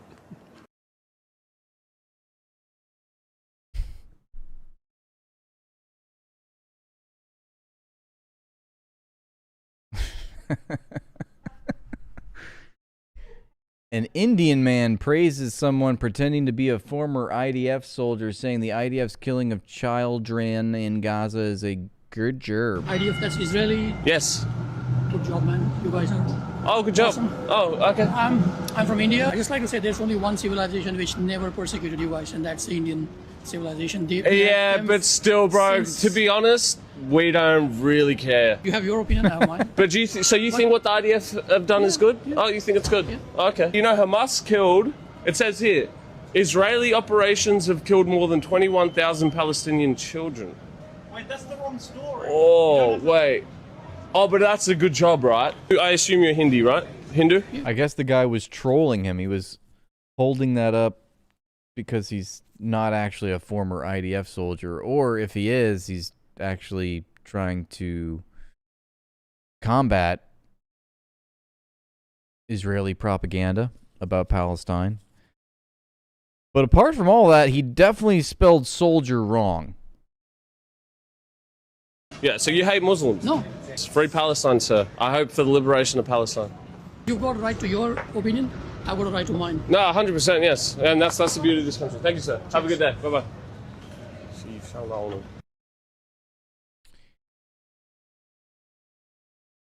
Maybe they really were a former IDF soldier. A Jewish student visiting... We saw that already. Let's see. Go. Let's see what else we have. Do you support Trump's war with the Islamic Republic of Japan? Oh, hell no. Can I ask you, where is the Islamic Republic of Japan located? Do you know what continent they're located in?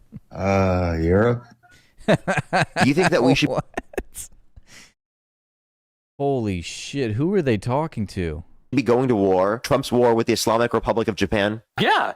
Yeah. What makes you think that we should be going to Trump's war with the Islamic Republic of Japan? Bro, it's been going on since 1960-something. Do you agree with Trump going to war with the Islamic Republic of Japan? If it's hurtful, then yes, but no. To defend his war with the Islamic Republic of Japan? Unfortunately, we don't have a choice. We have no choice yet to go to war with the Islamic Republic of Japan, a country that does not exist. Do you support Trump's war with the Islamic Republic of Japan?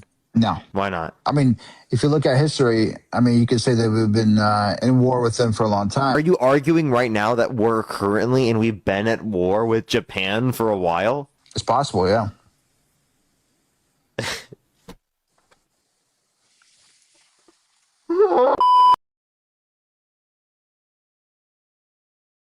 Restore Israel's bipartisan standing in the United States. How? The first step is obvious. Send into retirement Benjamin Netanyahu and his group of extremists who are tearing us apart at home and abroad. Tell the world this was a crazy period, but it is over. Restore Israel's bipartisan standing in the United States. How? How? The first step is obvious. Send into retirement Benjamin Netanyahu and his group of extremists who are tearing us apart at home and abroad. Tell the world this was a crazy period, but it is over. That's what they're going to try to do, but we know the truth. Okay, אני בדרכי לוושינגטון לפגישה עם ידידנו נשיא ארצות הברית דונלד טראמפ. זו הפגישה השמינית שלי איתו מאז שהוא נבחר לנשיא בקדנציה השנייה שלו. יותר מכל מנהיג בינלאומי אחר, זו זכות גדולה, אבל זו גם אחריות גדולה. מניסיוני כראש הממשלה, צריך לפעול בזמנים המורכבים האלה גם בנחישות גדולה וגם בתבונה גדולה. אנחנו נדון בכל הנושאים שעל הפרק, בראשם איראן, וכמובן שהמטרה שלנו היא לשמור על ביטחוננו וגם להרחיב את מעגל השלום סביבנו. אני יוצא לשליחות הזאת עם מטרה אחת.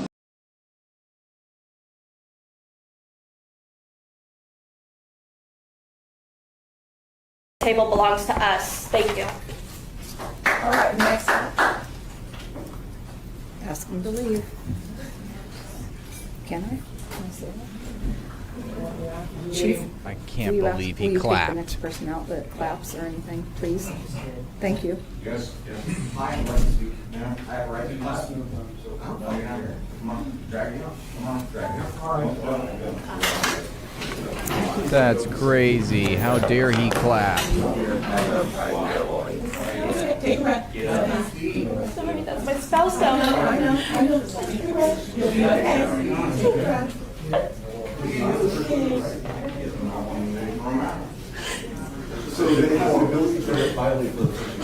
Please don't hurt them. Come on, bro.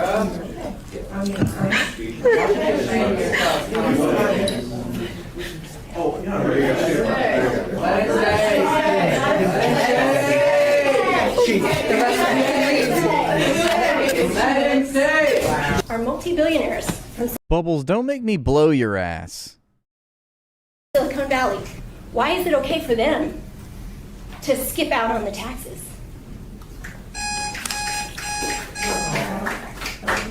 Next step on that road. It was very clear at the beginning that each person is given their 2 minutes, and we're trying to be respectful of that. Snapping, clapping, any other rude comments or anything.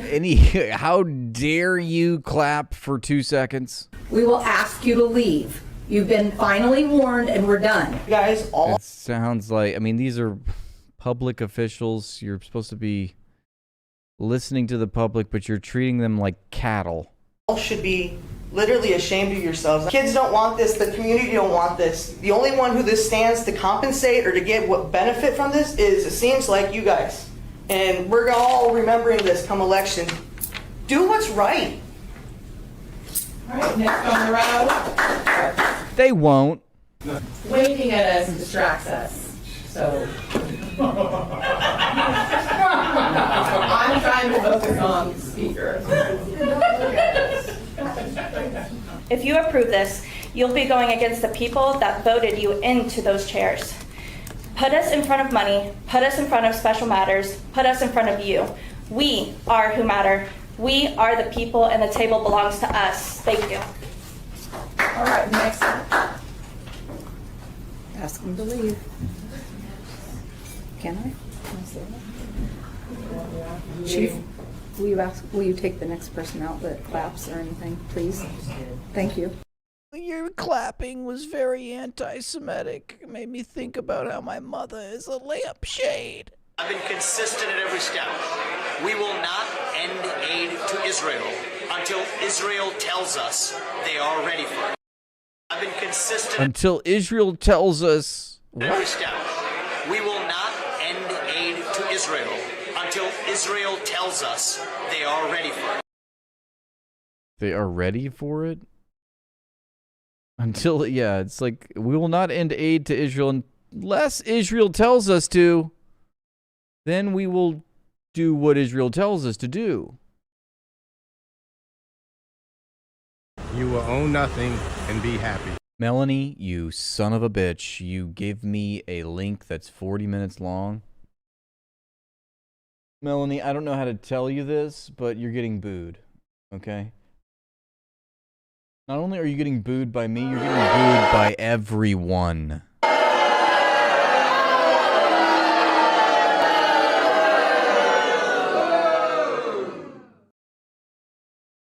You hate to see it. Melanie was a bright individual. She had so much life left to live in this stream. She was so vivacious, so curious. And yet, she went down the primrose path. She decided to be a bad boy.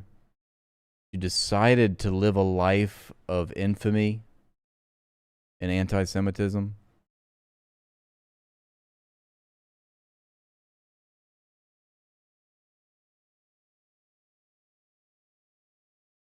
You hate to see it. So much talent wasted. Shame on you, Melanie. Is that her name? Melanie? Yeah.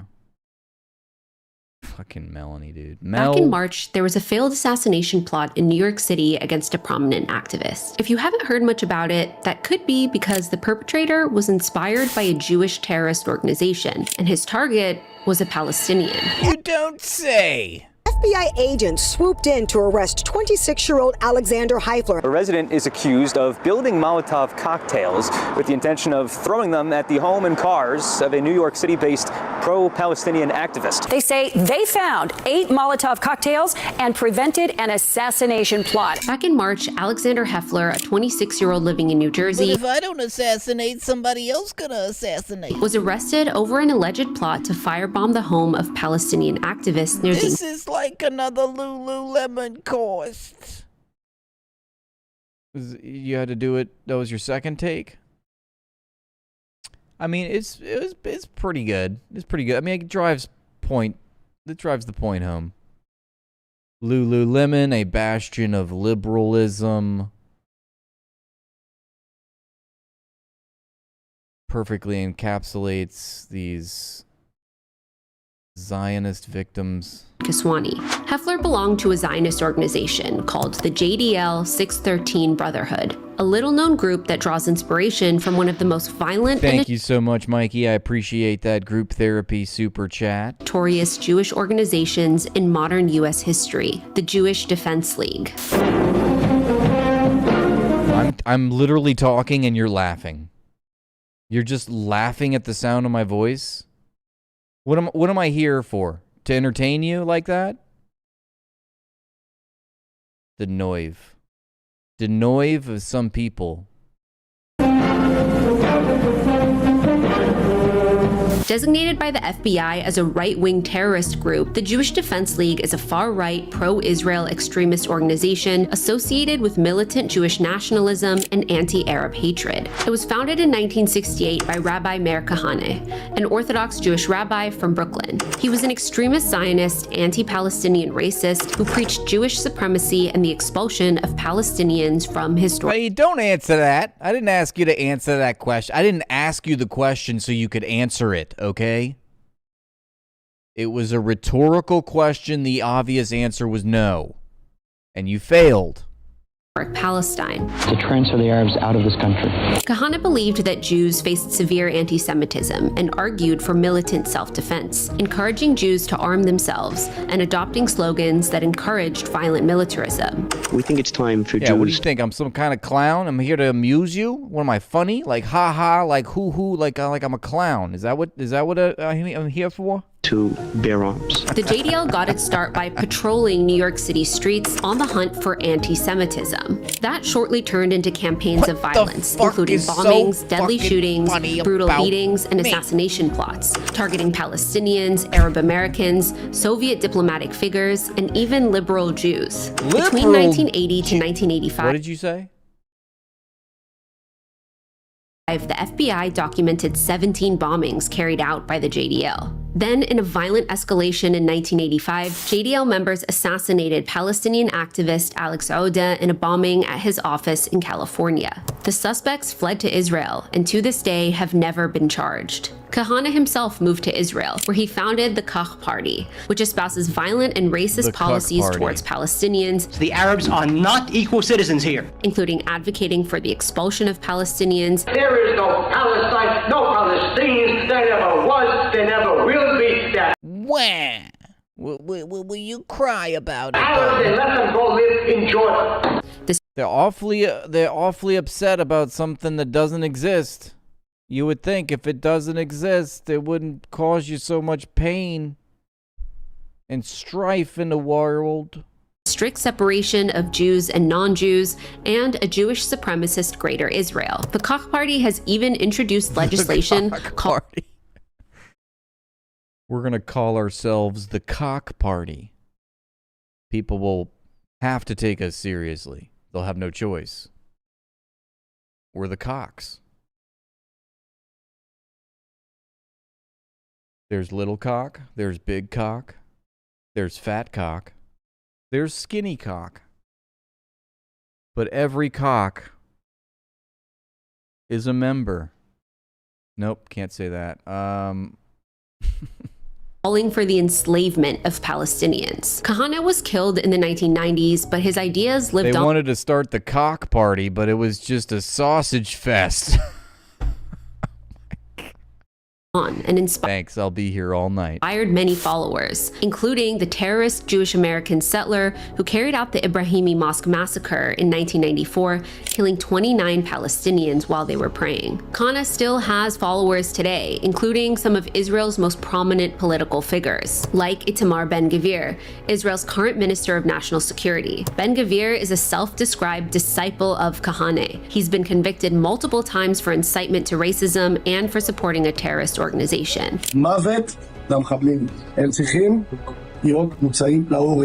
He even famously kept a portrait of the Ibrahimi Mosque massacre perpetrator, Baruch Goldstein, in his living room. That's true, Squish. That was a bold-faced lie on my part. I will not be here all night. In fact, we just passed over 4 hours into the live, so that is the ending point.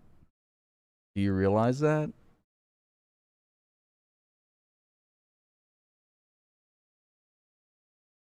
That's true. What else do cocks do, Saeed? They wake up at dawn. What else do they do? It's not 3 hours, Bubbles. Why are you lying? I have it right here. We're actually 5 minutes into overtime. Okay? We have to account for the stoppage time because of Saeed. He stopped the stream a couple times.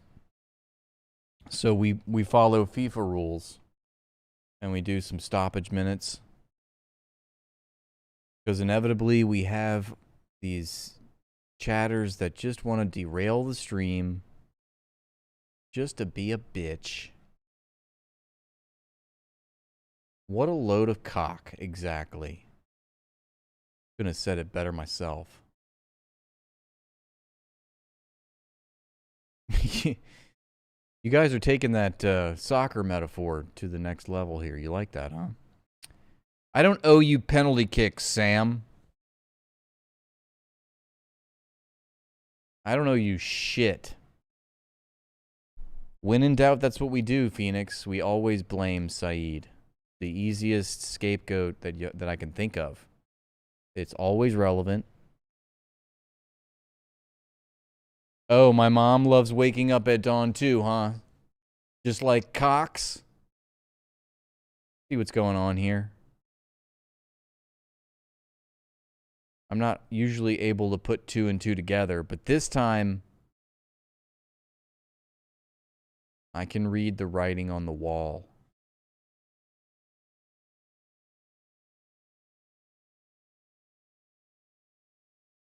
So, I do hope that you tap that like button and you hit subscribed. And if you were unsubscribed, you better subscribe yourself, resubscribe yourself, Pud Base.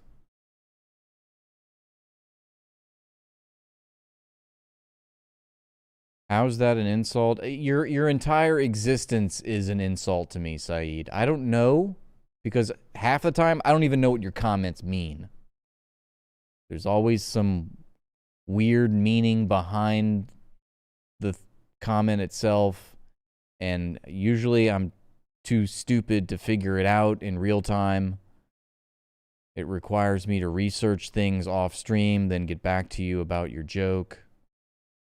Because let's just be honest, I'm not that bright. All right? There, I said it. It's true.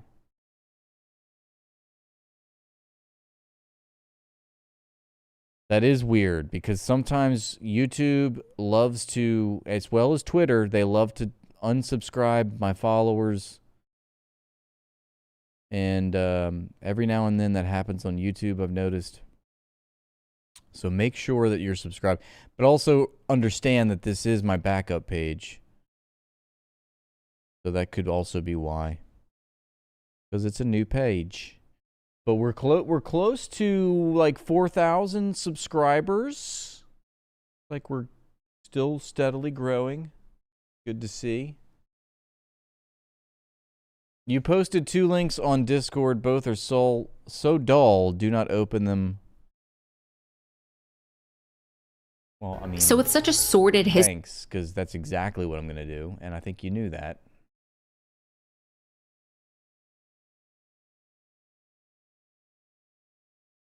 Oh, Lord.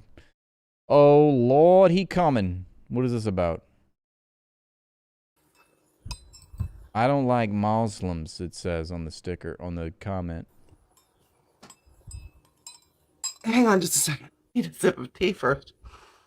And I had to get my pearls. Just for you. Okay. Had to get my pearls. Troll Arena says, I don't like Muslims. Troll Arena. Picture of, like, something. This is awkward. Is that John Goodman? No, that's not John Goodman. A good guess, though. This was on my video of the... Is this going anywhere? What is this? Lady who thought Tesco was in the United States and went after the man asking about the halal section. Yeah. So, you have a dislike for Muslims. Hang on, Mood Basket, because this person might be based, and so we might not want to be so petty towards her. I suppose I should call all the mosques in town and tell them. Why do you think anyone cares who you like? I went and looked at your account. Well, what a shock. Knock me. I love it's like this old grandma that's doing like TikTok style content. She's green screening herself going after her haters like she's 14. Over with a fucking feather. A private blank account. This calls for a second pearl clutch. This calls for You a know all second. cats are Muslim. Kitty doesn't like you. All cats are Muslim. So really, you see, no one cares. Except This you old should lady's pretty learn how good. to spell. Now, I'm not a Quranic scholar or anything like that, but I do believe the Quran says something like, I like how she's actually looking at the comment itself. Like you'd think she'd be looking at the camera. willful ignorance, purposeful ignorance, equates you to be like a farm animal. Hope your pen's clean. Bless your little pea-picking heart. Was not expecting that Wicked Witch of the West laugh.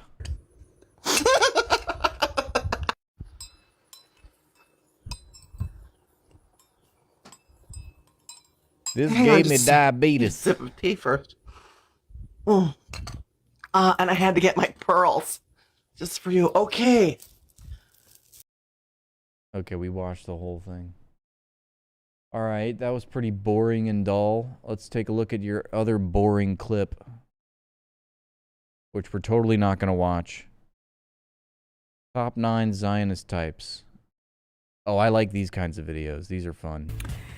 In light of the mosque shooting that killed 3 Muslims, what we need now more than ever is a new anti-Semitism task force. شلونكم؟ سلام لإسرائيل الشقيقة وجهوا الشبات والشلوم وداديهم والبونبون والتليفون. In lieu of the mosque shooting that killed 3, what we need now more than ever is a new LGBTQIA pride parade, sponsored by JP Morgan Chase and Friends of the IDF. Yes, you did, which is why I did it, because I always do the opposite of what you tell me, Saeed. Come on. They party like us, they talk like us, بيعرفوا قيمة المرأة بعد ما يغتصبوها أكيد بس أفنتشور يعني. And I ask, why should Zionism be This is going by way too fast. only a goal, an idea for only Jews? I'm a goy. هذا الرمضان الفضيل نسأل الله أن يدمر قلوبكم طهروا عرقكم أن يطهروا قلوبكم الخمر. No more Gaza. No more Gaza. Bye bye. I like children. I like to eat. State of Israel announces the year of Od Yoter Tov. 0% income tax for new Olim who make Aliyah in 2026. Thank you, no. baby. Thank you, Mr. Trump. I mean, A for effort, D for funny. So, yeah, thank you for wasting our time, Saeed. I appreciate that.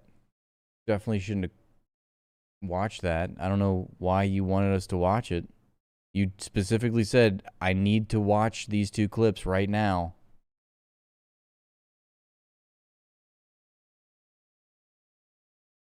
Speaking of D, huh?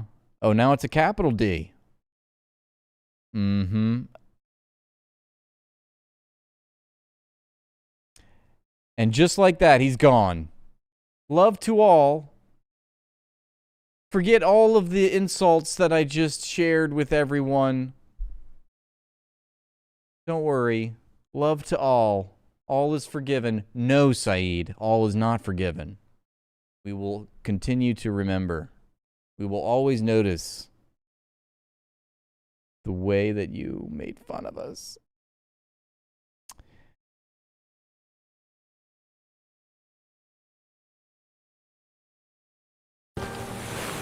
What is this?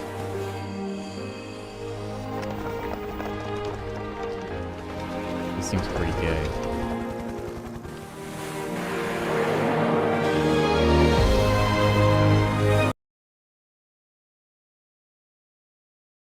It's military music to go, military videos to go with romantic music. That doesn't make much sense. But what in this world does? He meant love to mom. Well, you know what? Love to you, Mood Basket, and love to all of you not named Saeed. Cheeky fellow, that guy. All right, well, that's my time tonight, guys. Thank you so much for entertaining me in your homes, in your daily lives for 4 hours. I will be back tomorrow. Hopefully I won't look so blue because my camera will be fixed. Love to chat. Love to you, Jesse. Thank you, Valentine. Thank you, Bubbles. Good night, Lolo. Phoenix Blue. Hank McGurk. Tom Jones, Thugbone. Squish Mallow, of course. Lee. Devolution, Pal Sear. Canavanabus. Danmark. Eyeballs. Boxing Goats. Good night and love to everyone except Raitsa Baker. You got it. You got it, Mood. Raven's Tongue, J-Jex, Lurley, and of course, Obi-Wan and Saint Siren Salt. Thanks everybody. I'll see you guys tomorrow, okay? Have a wonderful night. Peace and love. Get some rest. Take care of yourself. Safety first. Be a good boy.